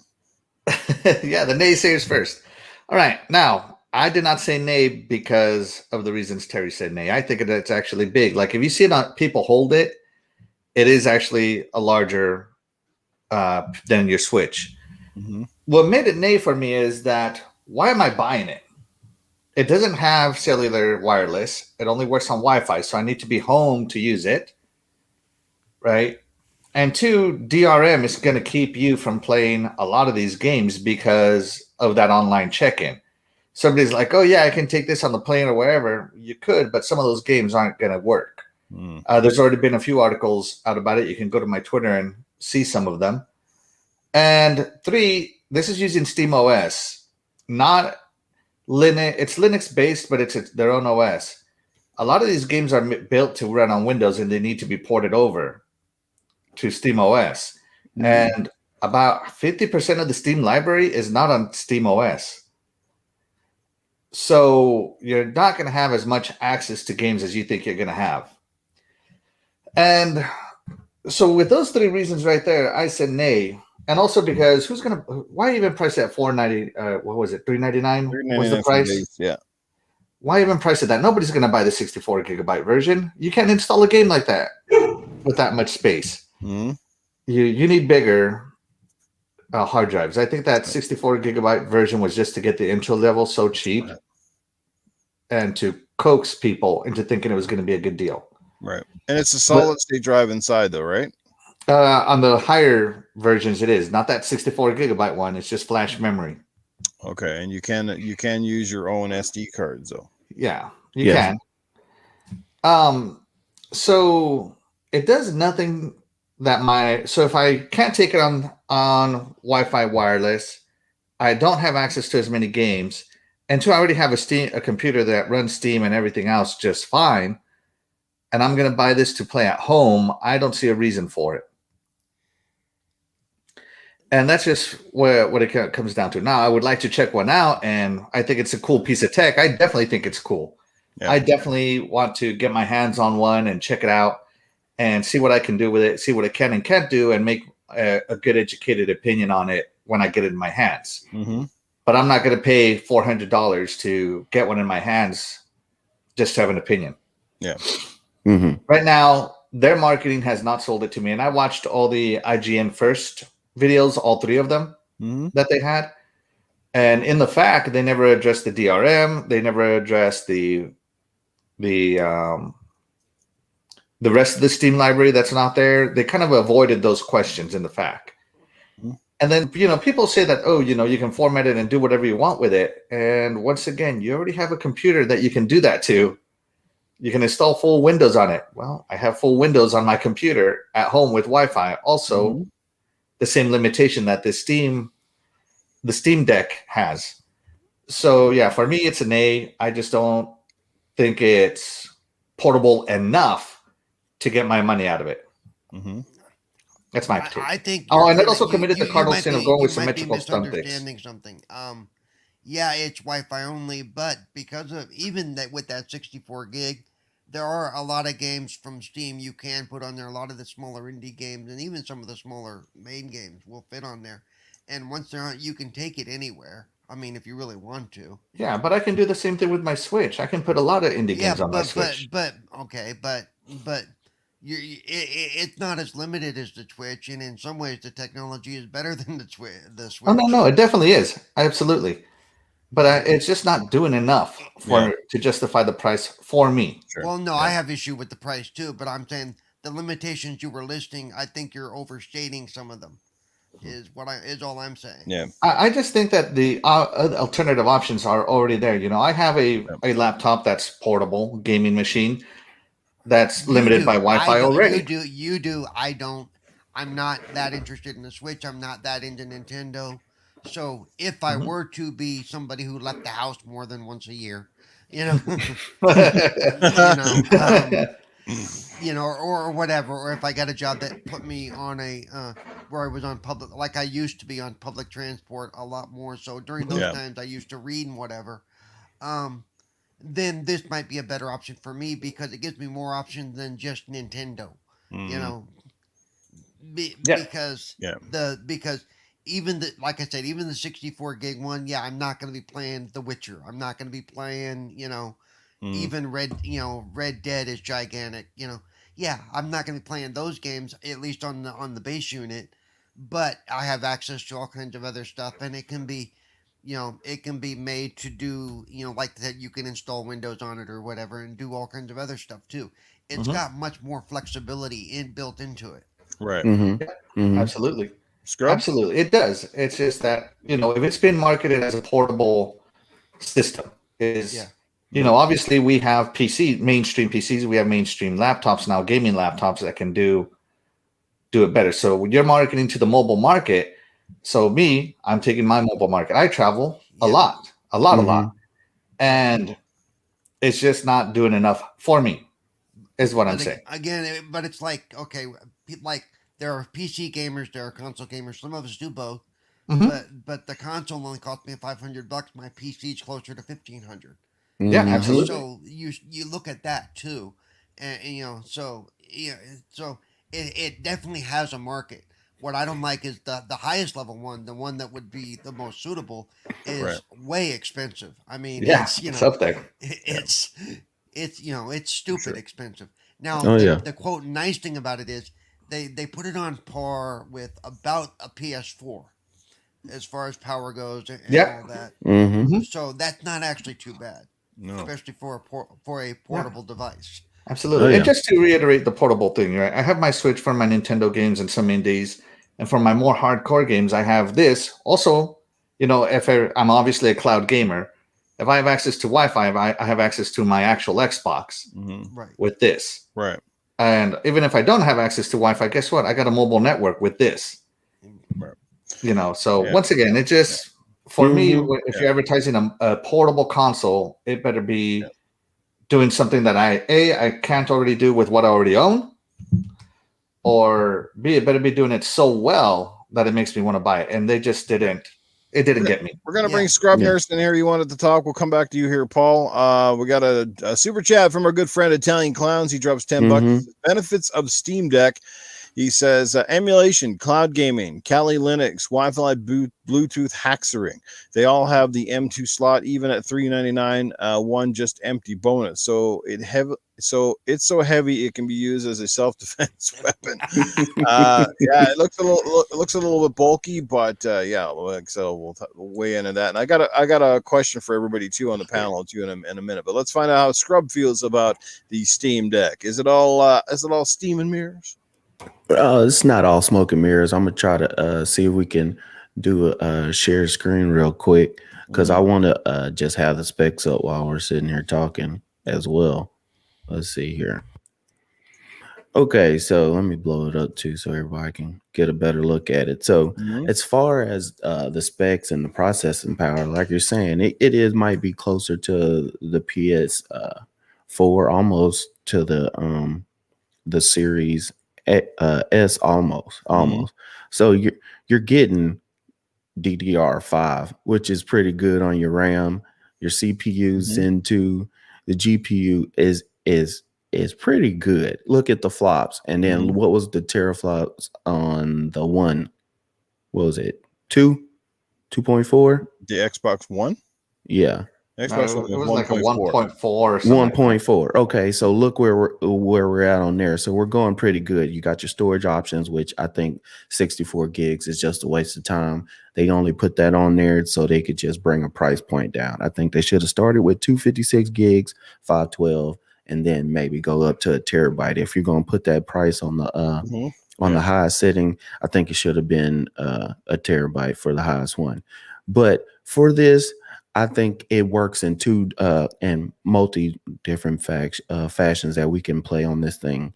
Am I going to buy it? I'm going to tell you right now, no, I'm not buying this thing because I'm not a person who is traveling a lot and I just need this. All right, let's pull up. But it is very, as far as a handheld, when everybody was clamoring for the Switch Pro, and then we got the Switch OLED, which is wow, who really cares? It has a nicer screen.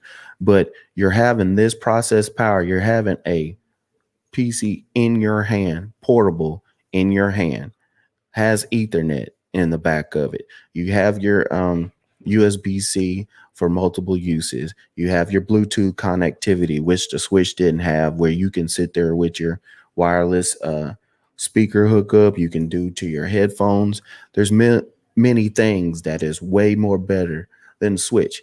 Also, one thing I want to bring up when we're sitting here looking at these specs are a lot better than a lot of people's computers who they claim that, oh, my PC does this, my PC does that. Guess what?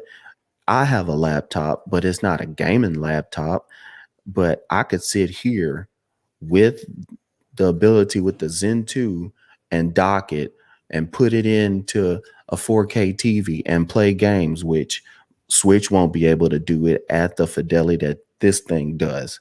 So there are many good things about this thing. The worst thing I want to say is going to be the price, but with the price, this is basically like saying, all right, the Tesla Model S is coming out and it's going to be $200,000. Let's just say that as $200,000. Well, they're going to get the high-end people who are really trying to buy this car, who are really into specs and who are really in the high end and who are really trying to show off what they got. The people who have the money and just want it. Yeah. Once you do that, you're testing out the market, you're seeing who likes it, who are troubleshooting it, see what problems you have, see what fun you're having, and then you also see the need.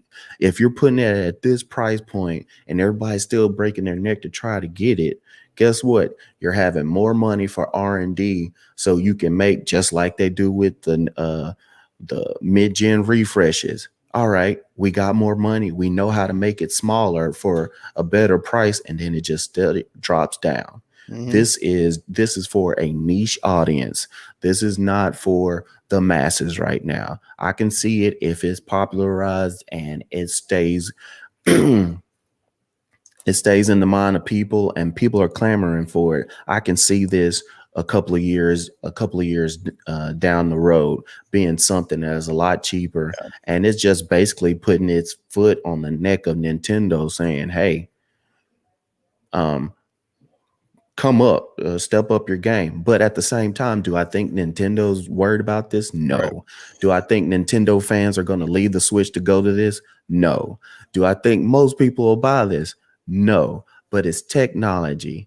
Just Yeah. think all the stuff that came for us going to the moon. Did we need to go to the moon? No, we did not. Some people say we never went to the moon. But because we went to the moon, what did we get out of it? We got the internet. We Mhm. got cell phones. All the technology that went into that gave us more things down the road. And I just think also, like you just popped in my head, which I was forgetting, what they're saying is Gabe Newell saying you can, once you have it in your hand, you can completely wipe everything off of there, put Windows on it, and sit there, and guess what you can do? xCloud. You can put Game Pass on it. You can put your emulation PS4 games on it. And yes, I have a laptop and I can take it with me and I can play my games with it, but I don't want to have to take my controller and a laptop and put it in my lap or sit it somewhere. I want something in my hand that I can play. I can play my Xbox and still have my cell phone in my pocket if I want to. It's all wants and needs.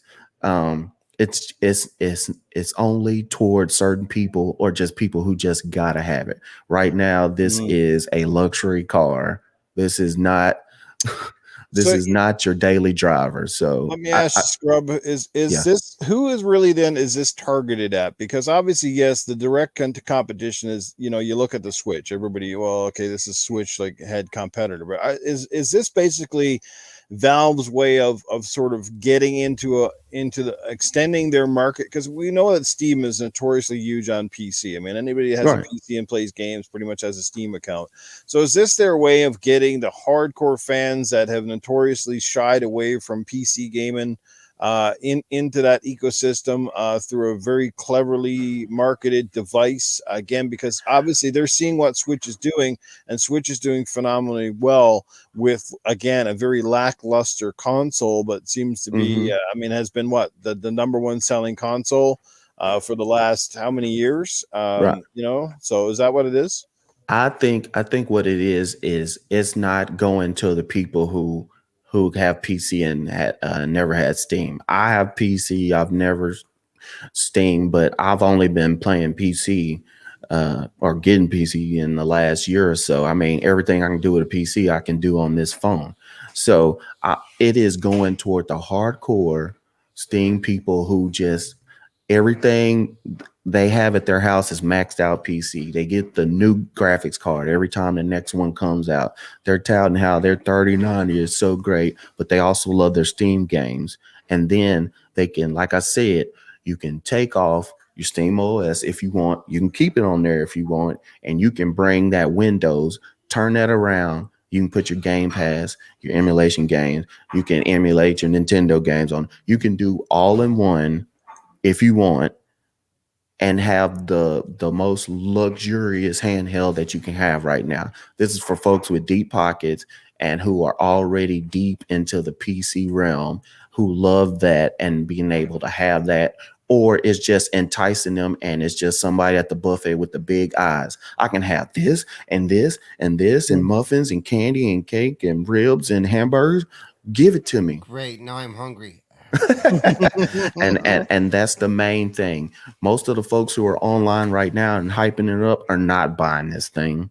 I like the way it looks, but like I said, I'm not buying online and doing all that stuff anyway right now. So it's really more of the hype, but I think later on we'll find out if they can drop the price and still keep upgrading this like it is. It will be more for the mass market. This is for people who want the top of the line of everything.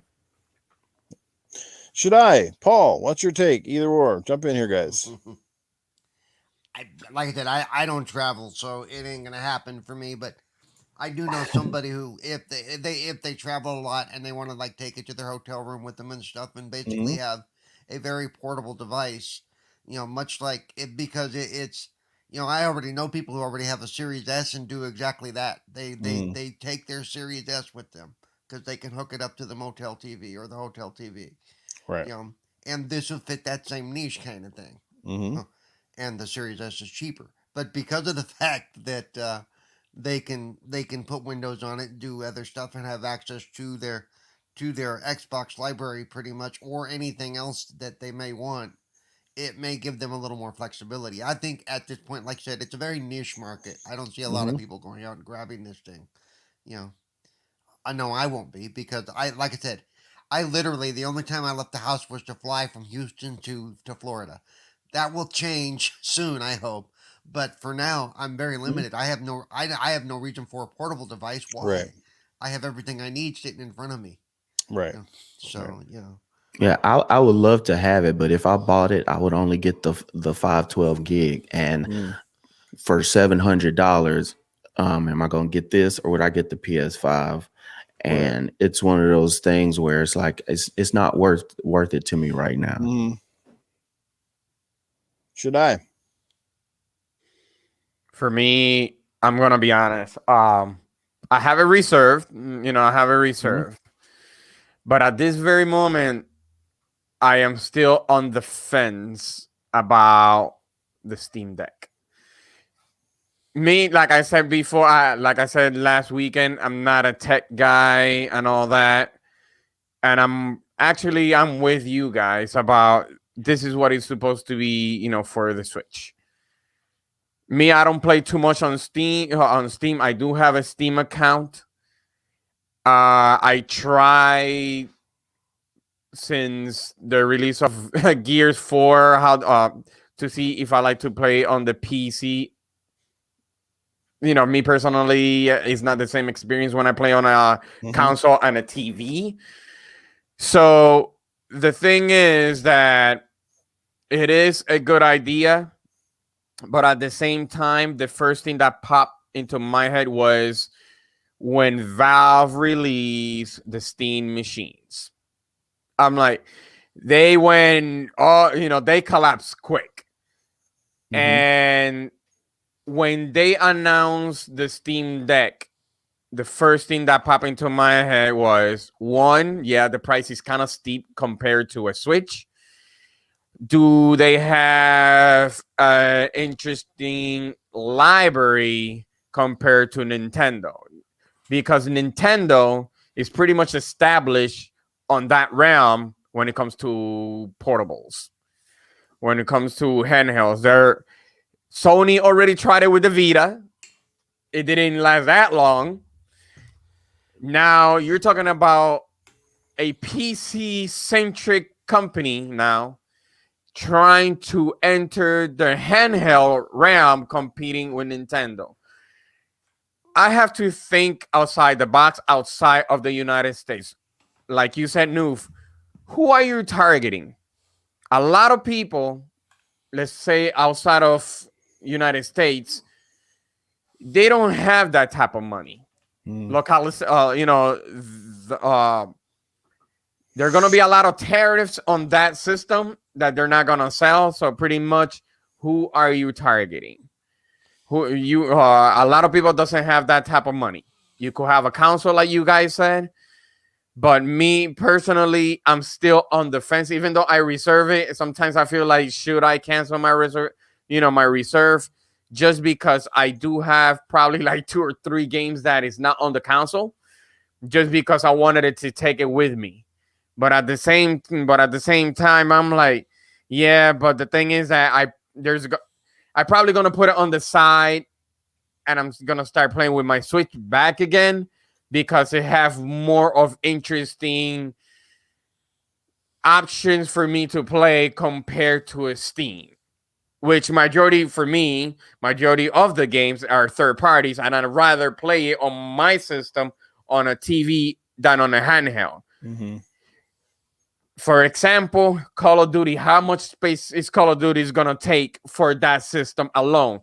You got to buy a really hefty, I'm going to go back to the Vita, a really hefty micro SD.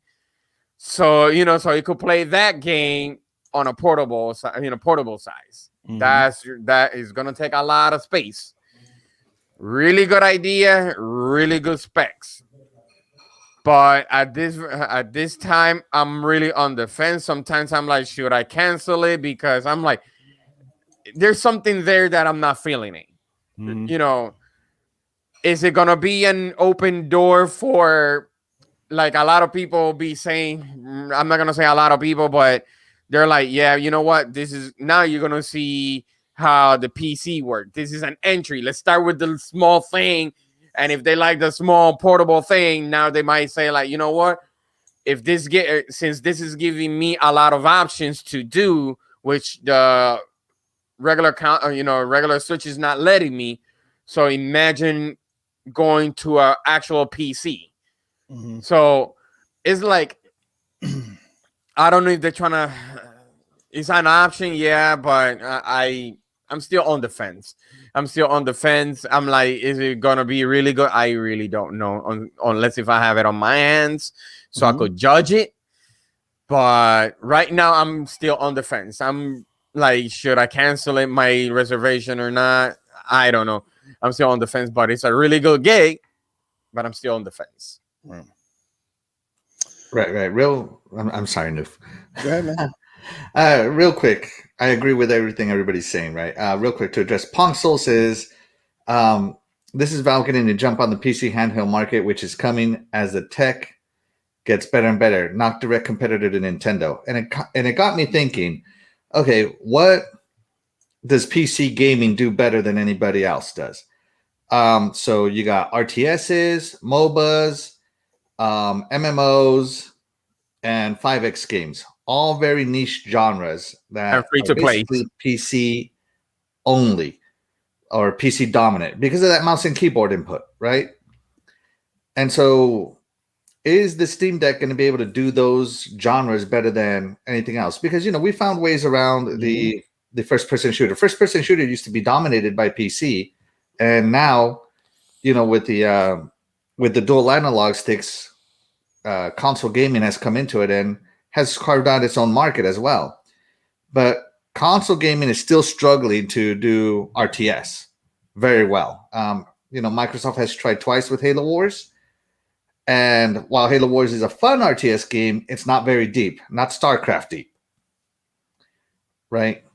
MMOs. There are some MMOs, mostly started by Sega with Phantasy Star Online, that did MMOs on the console very good. But when you're looking at things like Final Fantasy 14, I know that it's available on the PlayStation, but it's still king on PC. So, the Steam Deck to me is a portable PC, if you will. And I would love to play some of those games on the go, and I just have to see how it goes. I want to see those games, somebody play those games before I shell out my money for it. And I hope it does well. I really do. It would be awesome to have a portable PC experience. Right. I do have a question though. Will it suck all the battery if I get that system just to play Fogs? Isn't the battery support on it already not very good though? Right. They claim 3 to 4 hours depending on the game. Yes. Ugh.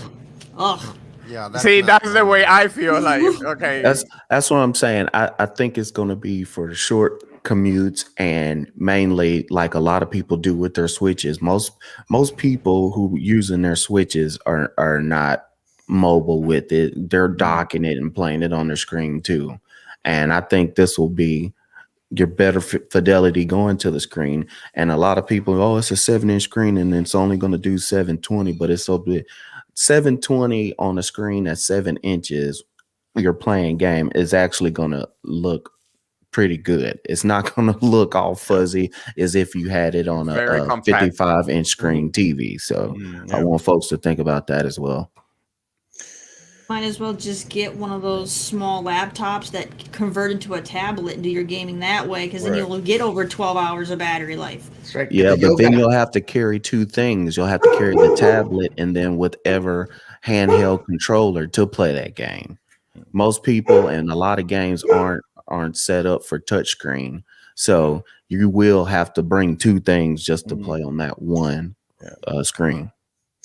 Yeah, it certainly fits the bill of being handheld because you can hold it in your hand. But the portable aspect is something that really is starting to go away because even the Nintendo Switch is not overly portable. It's fairly bulky. As Terry said earlier, a lot of these portables now, you can't fit them in your pocket or even in a decent sized jacket. You need a carry case and a thing. And at this point, you're almost toting around might as well take your laptop or your small Xbox Series S with you, that sort of thing. And battery life still remains a major issue for the industry. As the tech goes up as well, the battery life is going down, and notoriously so. The better those screens are a major drain on the battery life, with the backlight and everything else to keep it going. So I mean, I like what they're doing here. I applaud them for doing something a little bit different. I applaud someone for jumping back in that ring. Personally, Sony, I think is big. Sony's biggest misstep was the Vita, because they had an amazing,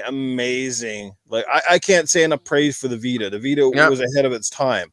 The Vita had an OLED screen. Then they went back to an LCD to cut the cost. But they had the first OLED in the portable. The form factor was amazing on the Vita. The touchpad, where everything worked, and the games looked phenomenal. Some of those were PS3 quality, if not better, in some instances. Like I said, the Vita should have been an ace in the hole. And for whatever reason, I don't know why they decided to kind of just pull the plug and give up on it so early. Honestly, if I was Sony, with the way the market is going right now, I'd remarket the Vita, because you basically already have a perfect little portable. Is remarket it, perhaps beef it up just a little bit and resell it. And then of course with PlayStation Now and those things, you would have your own legitimate device for that space. I mean, I like what Steam is doing here. The price is the biggest deterrent for me. Like you said, it's almost pointless to get to 64 gig. The middle ground is not bad, but the 512 is where it's at. But up here in Canada, it's nearly $1,000. So I cannot see me buying $1,000 for this thing. A lot of us are just going to have it docked to a TV anyway. So like the whole portability factor is a key selling point. But again, like I said, I get why they're doing this, because they know how much money Nintendo is making on theirs with obviously a console that hasn't seen any changes. And of course, now with their OLED model being a very missed opportunity to beef it up and be able to play games that, are almost on par with the consoles, because the Switch is definitely the further along the games and tech go, the further the Switch starts to become like, man, this thing really is showing its age. This is not cutting mustard anymore. Right. And that's what gamers have been crying for. Is like, we applaud what Nintendo did with the Switch, but now they want something, something a little beefier, something that can play the latest and greatest games without 101 compromises to make it work. Like that doesn't, a lot of people just have it just because it is portable and they can take it on the go. I mean, Nintendo's games always work, but of course they're built around the hardware that Nintendo actually makes, where everybody else is building their games on Xbox One hardware, PS4 hardware, and on PC hardware, and trying to scale it back. That's the difference. And that's when Nintendo's games notoriously look good and work good, because again, they build it for their actual product, whereas everybody else is trying to get it in there.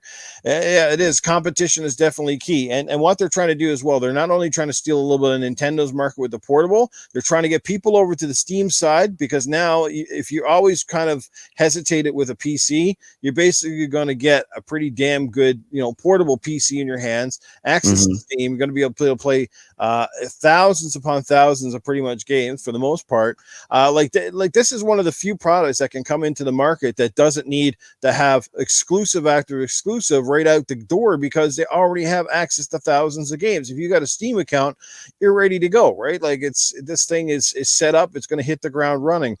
People know what Steam is. People aren't buying this going, well, this is a new competitor. Yeah, they're new into this portable hardware scene, but they're certainly not new into gaming. They got the marketing, they got the money, the know-how to do this and do it right. So there's a lot of positives here, but there are some negatives as well. For me, like I said, it just does not make a lot of sense. I'm not spending $1,000 Canadian to go buy this thing. I just don't see me using it that much. There's lots of drawbacks. But I am seeing lots of people in the community dropping their $5 or $10 deposits down. And then we got to worry about the scalping aspect once again. Like, is this thing going to become the scalper's dream next year? They're already scalping. OLED. Yeah, like they're already up. People are posting, they're selling their pre-order codes or whatever. You see this thing's up already. Like, what the heck? This is not even out yet. This is going to be, maybe they'll go after this one, and PS5s will finally be more readily available. So, I mean, I don't want to beat a dead horse here. This, it is what it is. I think it's pretty cool. I just don't think it's all that. Some people are acting like this is the second coming of portabilities, a portable console gaming. But honestly, look, they're trying to steal a bit of Xbox's market as well. Now, if Game Pass ends up coming to this thing as an actual app, I mean, people are saying, yes, you're going to, what do you call it? You're going to jailbreak it or whatever and put your own version of Windows or some crap and then use Game Pass that way. Fine and dandy if that's what happens. But I mean, if it came out as an app where you could actually get Game Pass and then play a plethora of games, that would be great. And maybe down the road there'll be a partnership between Xbox and Steam here in some form or fashion, because they'll have the established handheld, so to speak. Right. And then Xbox can kind of jump in on that market, because we for the last 2 or 3 years we've been saying, man, Xbox and Nintendo get Game Pass on Nintendo, and it now makes that portable almost a must-have for anybody that does a lot of gaming outside of the house and on the go. But we haven't seen that yet. We probably won't see it. So if Steam and Xbox bundle up, it could be a marriage made in heaven. Everybody wins. Xbox gets more people going, with their product, and then Xbox doesn't have to spend a lot of R&D and stuff to build their own portable. Because we've always said, man, wouldn't it be great to have an Xbox portable with something they've never dabbled with? Well, this could be technically their entry level under Steam if they wanted to go that route. So, yeah. What if they did this, Newf? What if Microsoft and Xbox jumped in on trying to put an app on this Steam Deck, just like they tied into GameStop? All right, we took all our Windows stores down during the pandemic. We're saving money, and now you got all these GameStop stores. Let's put money into there and push our product through a store that's not ours and have less overhead. Now we don't have to pay for a handheld and for the R&D and for all the money to build one and just move an app, just like we put the same app on a PC, and there you go. Game Pass ever. This is another way you could say you want to reach these billions of gamers out there. So there are a lot of PC players that love using Game Pass, so they don't have to buy an Xbox. They can just keep playing. You put that on this same system, people will have the reach to the Game Pass games they already have and keep rolling that way. So I wouldn't be surprised if that would happen further down the line. Oh, anything's a possibility right now. Like I said, the gaming landscape is changing quickly each and every day. And it's just going to be interesting to see how this will also sort of have any type of effect on where Xbox is going in terms of the cloud gaming. Because Xbox, I mean, they deem their own portable is that everybody has one. It's called your cell phone, right? And they want to get that Game Pass on the cell phones and as many people as they can, streaming your games through there. So, like, I don't think Microsoft has to worry a whole lot here. But this is an interesting thing that Valve and Steam are doing. So there have been rumblings that Gabe wants Game Pass on Steam. And I heard this a while ago, a long time ago, and I'm thinking, why does he want Game Pass on Steam? It's on PC. You don't need it. But now that I see this come out, I can see why Gabe wants Game Pass on Steam, and I want Game Pass on Steam now. Now it makes sense. Right. Give me that Game Pass on Definitely. Steam. I will buy one. I will buy the cheapest one because I don't need it. I will run everything off the cloud. Actually, no. Game Pass installs things natively. So yeah, actually, go ahead and give it to Steam. I will do it. I will buy one if they put Game Pass on Steam because having a portable Xbox and portable PC games in one device is definitely something I would do. Yeah, I wonder how much it costs these guys to build this Steam Deck. It looks like it's an expensive piece of hardware. They said in an interview, Gabe said in an interview that the price point was painful, which tells me he was probably not making any money. They're either breaking even or at a loss. I think they're breaking even. I think it's a loss. Yeah, it looks definitely. Because portables are notoriously for being expensive, but the tech they got to cram into a small box. But instead of that battery life, anyway, like I said, guys, we won't know more until it's out in the open and we kind of see how many gamers from this community adopt it and what their actual reaction is when you get their hands on and how the ecosystem is going to work. And hopefully, there's not a lot of units that are breaking down or those. You got to look at all that sort of stuff too, the technical issues, the launch, the scalping. There's 101 different avenues that could certainly sour the delivery of the Steam Deck. It's a step in the right direction. It's cool. Like I said, hopefully Nintendo takes a page out of their book for, obviously when they're making a new Nintendo Switch or the Switch Pro or whatever. I'm sorry, the Nintendo OLED is not where it's at. Honestly, Nope. I hate to say it. I almost wish the OLED would fail, but I know it's not. It's going to probably be a real success, and that's the crazy part. Is Nintendo's still going to sell 1 billion Switch consoles and still going to be the number one seller? It's like it doesn't matter what the competition Dang does. straight. Nintendo's just going to destroy everybody because it's just one of those products that just does not seem to need the tech, the power, the marketing that the competition needs. They just come out and they just keep on rolling. Yeah, the OLED, I think. So if you go back to Game Boy, right? So they had the Game Boy Pocket, Game Boy Color, and then you go to Game Boy Advance, Game Boy Advance SP, and then the Game Boy Advance SP with the backlight, or the Game Boy Advance Mini, whatever it was called. Nintendo's not really one to do mid-gen refreshes. That's just something that was introduced last generation by Xbox and PS4, because those things were just underpowered when they came out, and as the time went on, they were even worse. So Nintendo has never done mid-gen refreshes. They go all in on a console. They do little upgrades, little tweaks to it, but they've never done mid-gen refreshes. And I think everybody was expecting a mid-gen refresh, and they played themselves because Nintendo never said that, and it's never been on their history. Do I think the OLED is worth it? No, I'm not going to go buy one. I already have one. I might wait for the next refresh that has the OLED and something else. Right. Or not for the refresh, for the next iteration of improvements. But that white color, I love the white and black color. That one looks nice. That looks nice. It does, yes. Okay, yeah. Looks a little more professional for a change. Yeah, it looks great. It has a clean look to it. I really enjoy it. Yeah. You bet. All right, boys and girls and everybody. I think we're pretty much come. Did we miss any segments or anything this week? Everybody's good to go, because otherwise we can wrap this up and get out of here. Let everybody go back to enjoying their Sunday. Probably Axel with the xCloud.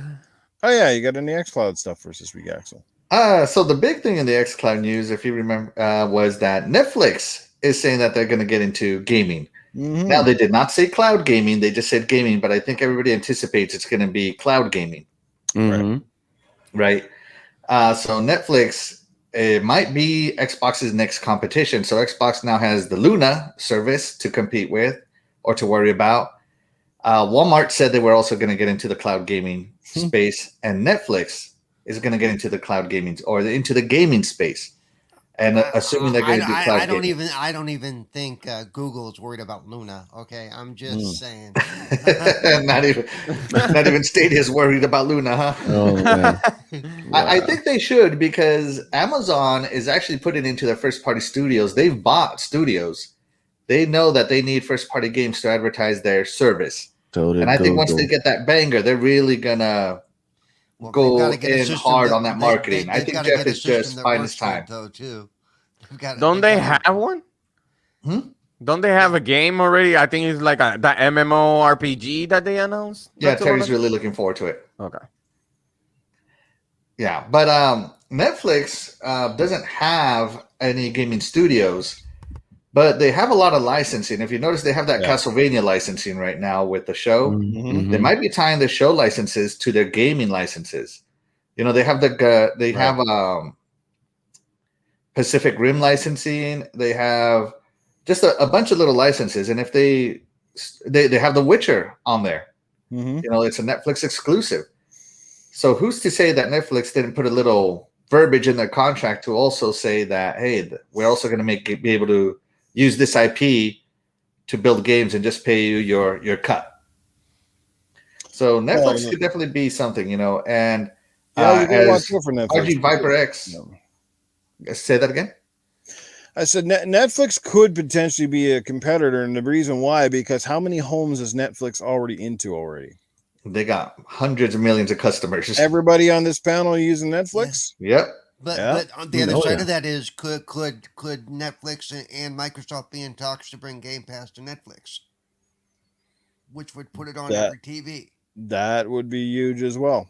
That's a great point. I think that would be a challenging because Netflix, as RG Viper X points out, runs on AWS, Amazon Web Services cloud.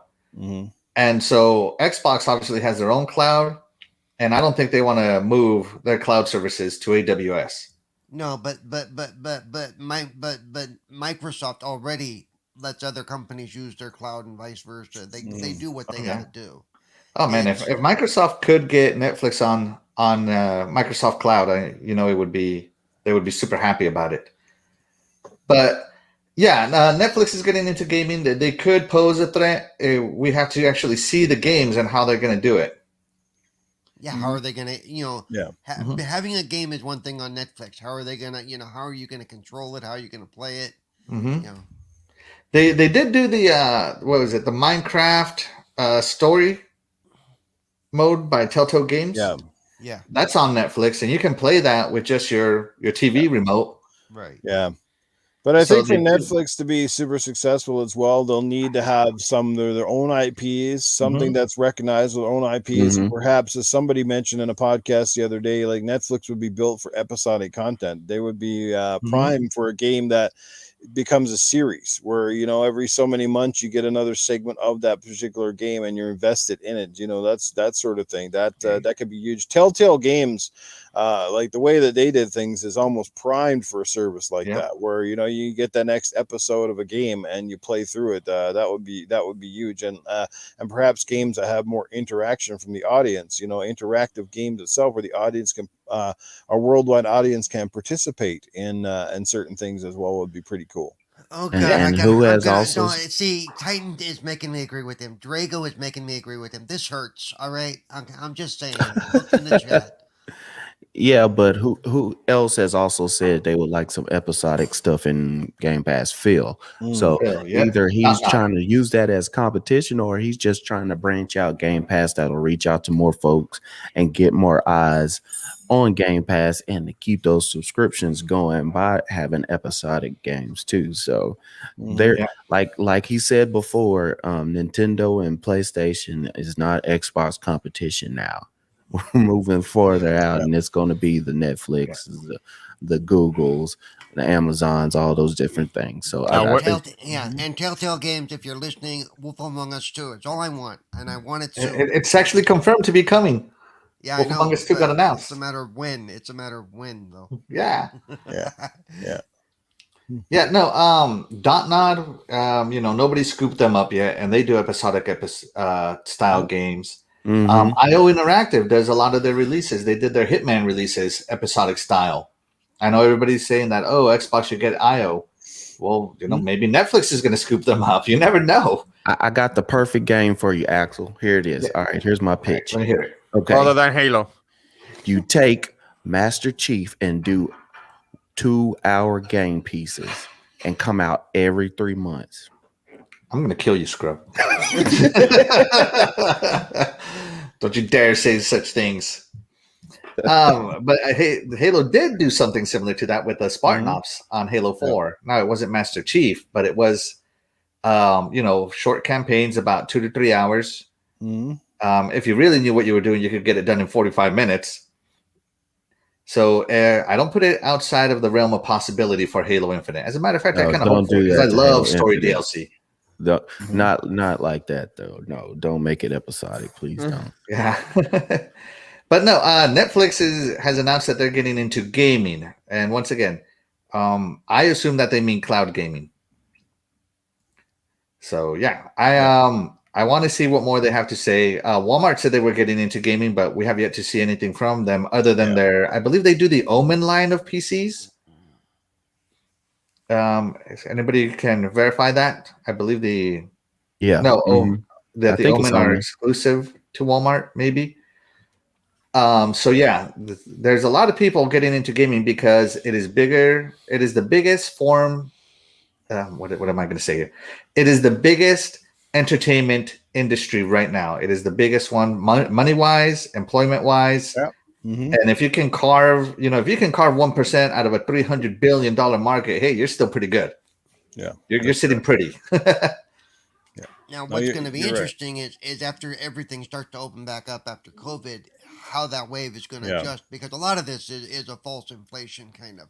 It wouldn't have happened but for the shutdowns and but for all Right. that's happened over the last year and a half. You also got to worry about audiences becoming confused and segregated as well, where there's so many products and so many ways to play games that people are like what, why do I need such a product? I mean, the biggest fail with Stadia was they really tried to jump the gun. They thought, I think, like I said, perhaps in a few years Stadia might have worked really well, but right now with the infrastructure still being infantile, they thought, oh well, getting rid of the console aspect, where you take down that barrier, was going to be their big their not fail method, right? And that backfired on them, because the consoles still make up a huge percentage of the gaming population. And and I don't think they market it right. It's kind of funny when Google owns something like YouTube. Why wasn't there like in your face advertising for Stadia? Like, you'd think it would have been everywhere, but I didn't see much of it, to be honest with you. Like,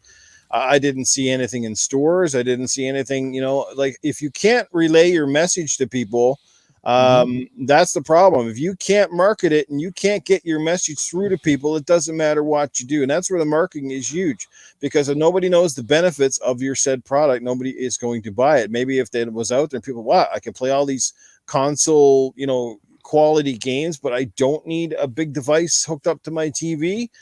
Just got to buy this controller and get a subscription.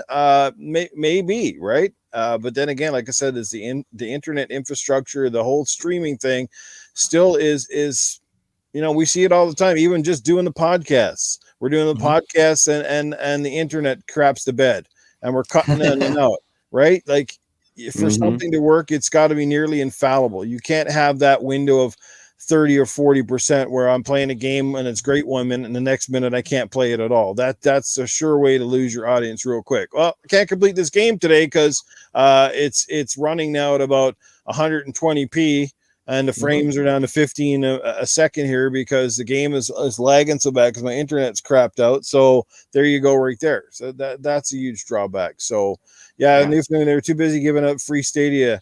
Declined to YouTube's offer for one.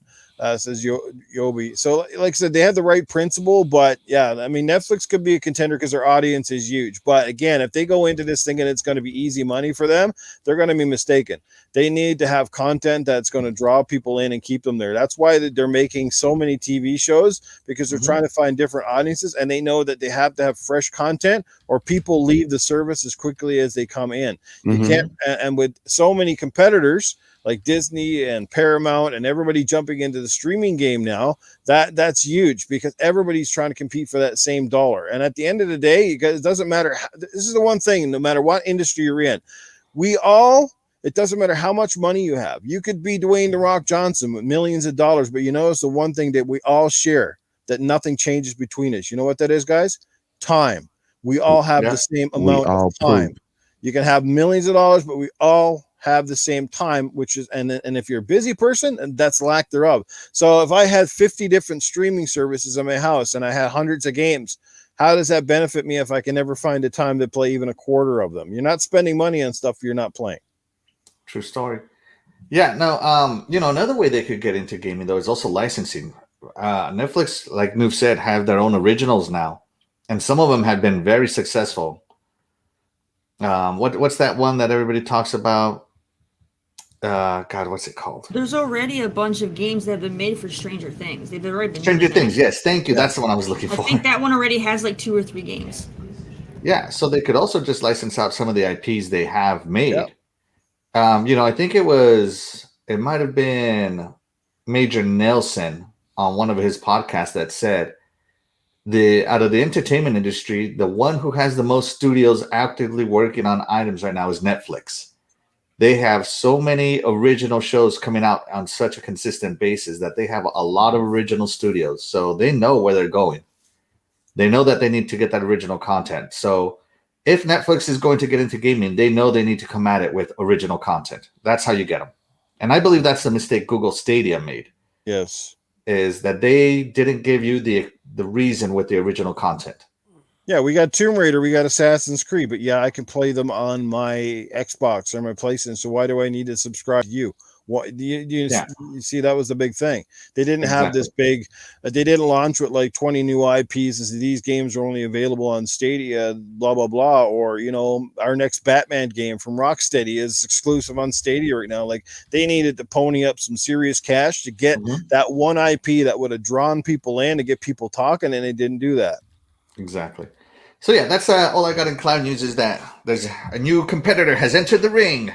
Yes. And Microsoft has basically laid the death blow for one. Let's see if they can lay the death blow for another. As long as they keep buying AAA studios that these companies want, that's I think that's what's going to put a nail in them. I think that's what happened with Stadia once they got ZeniMax, like it was said in the chat. That definitely put them out of the game. Yes, absolutely. Absolutely. There we go. Beast Mode knows this. Netflix has 41 original content teams. 41 for just TV shows. That's impressive. And That's I watch a lot of insane. Netflix originals, by the way. Some of them are really good. They That are. Liam Neeson Ice Road Trucker one, recommended. Sweet Tooth. Huh? Sweet Tooth. Yeah, Sweet Tooth, all that good stuff. Yeah.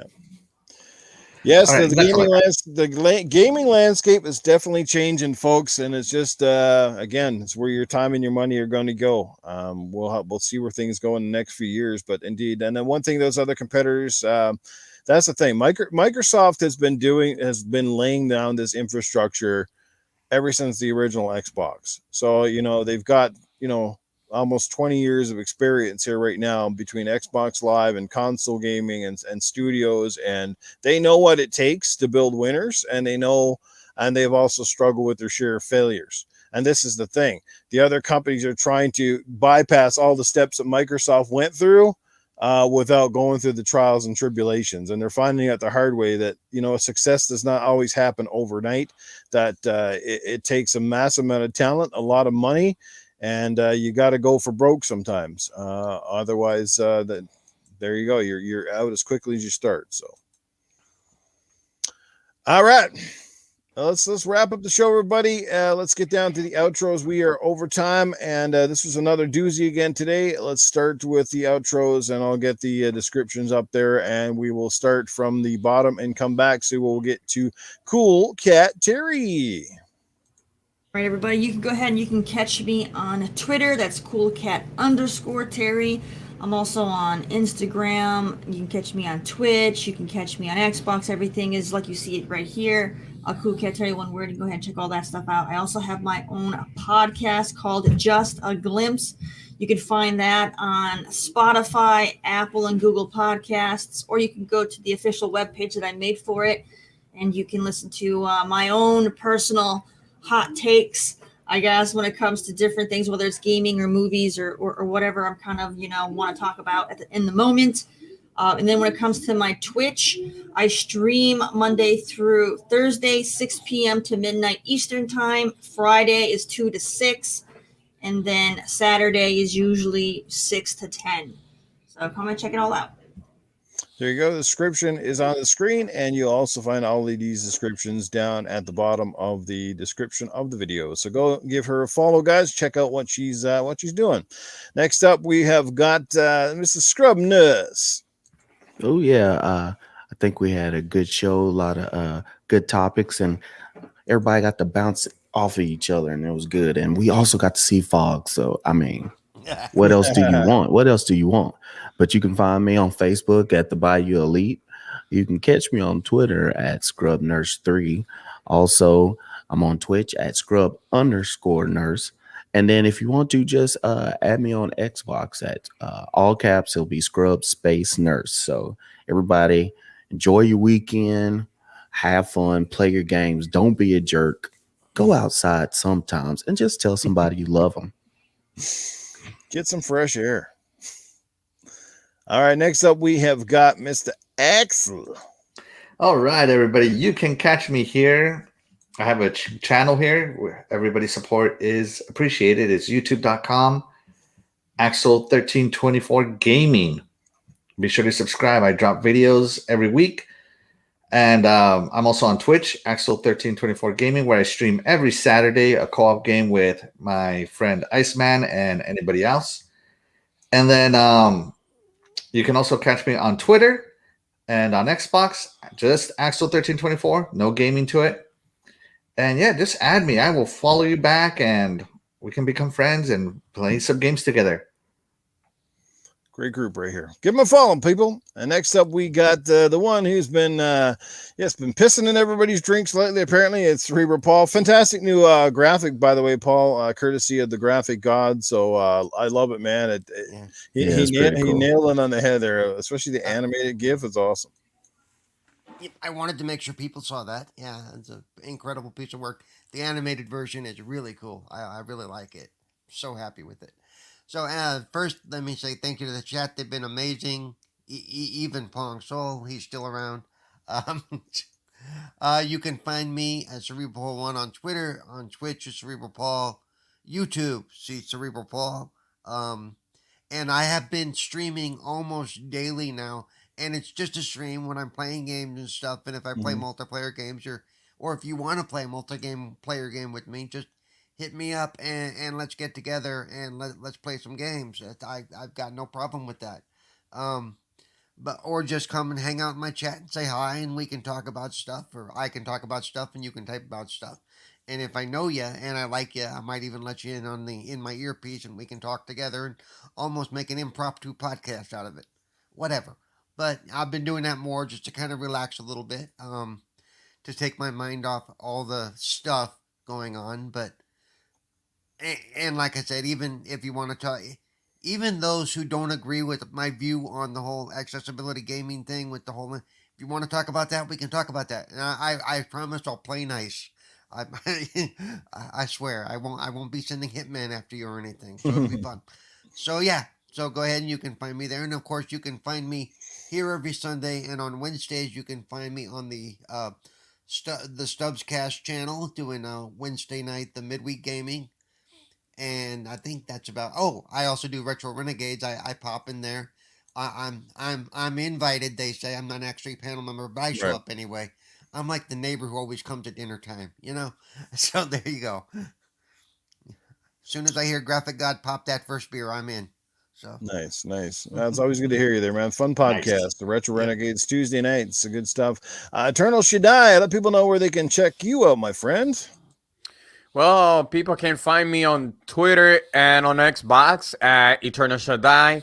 Also, you can find me on Twitch and ET Shaddai. Also, I'd be doing podcasting on Saturday in Spanish called Mundo de Bancos. And actually, I had a great fun today, learned a lot, and everybody enjoy your weekend. Nice. And you guys always know where to find Newf Nukem, in the gutter, as usual. But when I'm not here hanging out with these fine folks, you can catch me on Tuesday nights at 8 p.m. Mountain Time, 10 Eastern. That is on Gaming After Dark with the man who's in the chat. The Mag himself is here, Mag and Titan. They're both hanging out in the chat today. So thank you guys for being here and showing your support. Greatly appreciate everybody that's been here. Dragons TV, Pong Soul, Timmy, Jago, RGV, Viper X. Okay, we got to get you to do Timmy right. It's Timmy.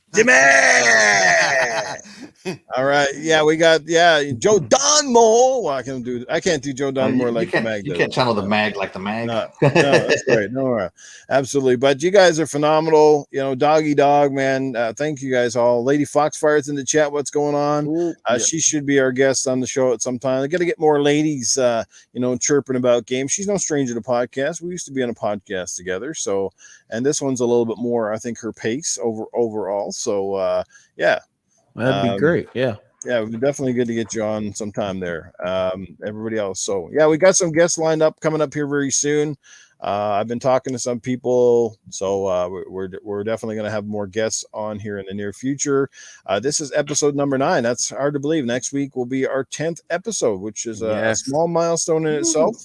Again, to those of you who are liking the show, I'd love to hear your feedback. Definitely drop me a message and say, Newf, this is what I like about the show, and perhaps let me know what you don't like, or what you would like to see improved for this particular show. I've heard some things already, which I don't really have the means to do, because I don't have an Elgato and all that stuff. So, I've heard things about gameplay, this, that, and something else. So, But as time progresses and stuff, hopefully we will start incorporating more things in the show, and it'll just keep improving. So thanks again for the love, Dragonheart Yobi.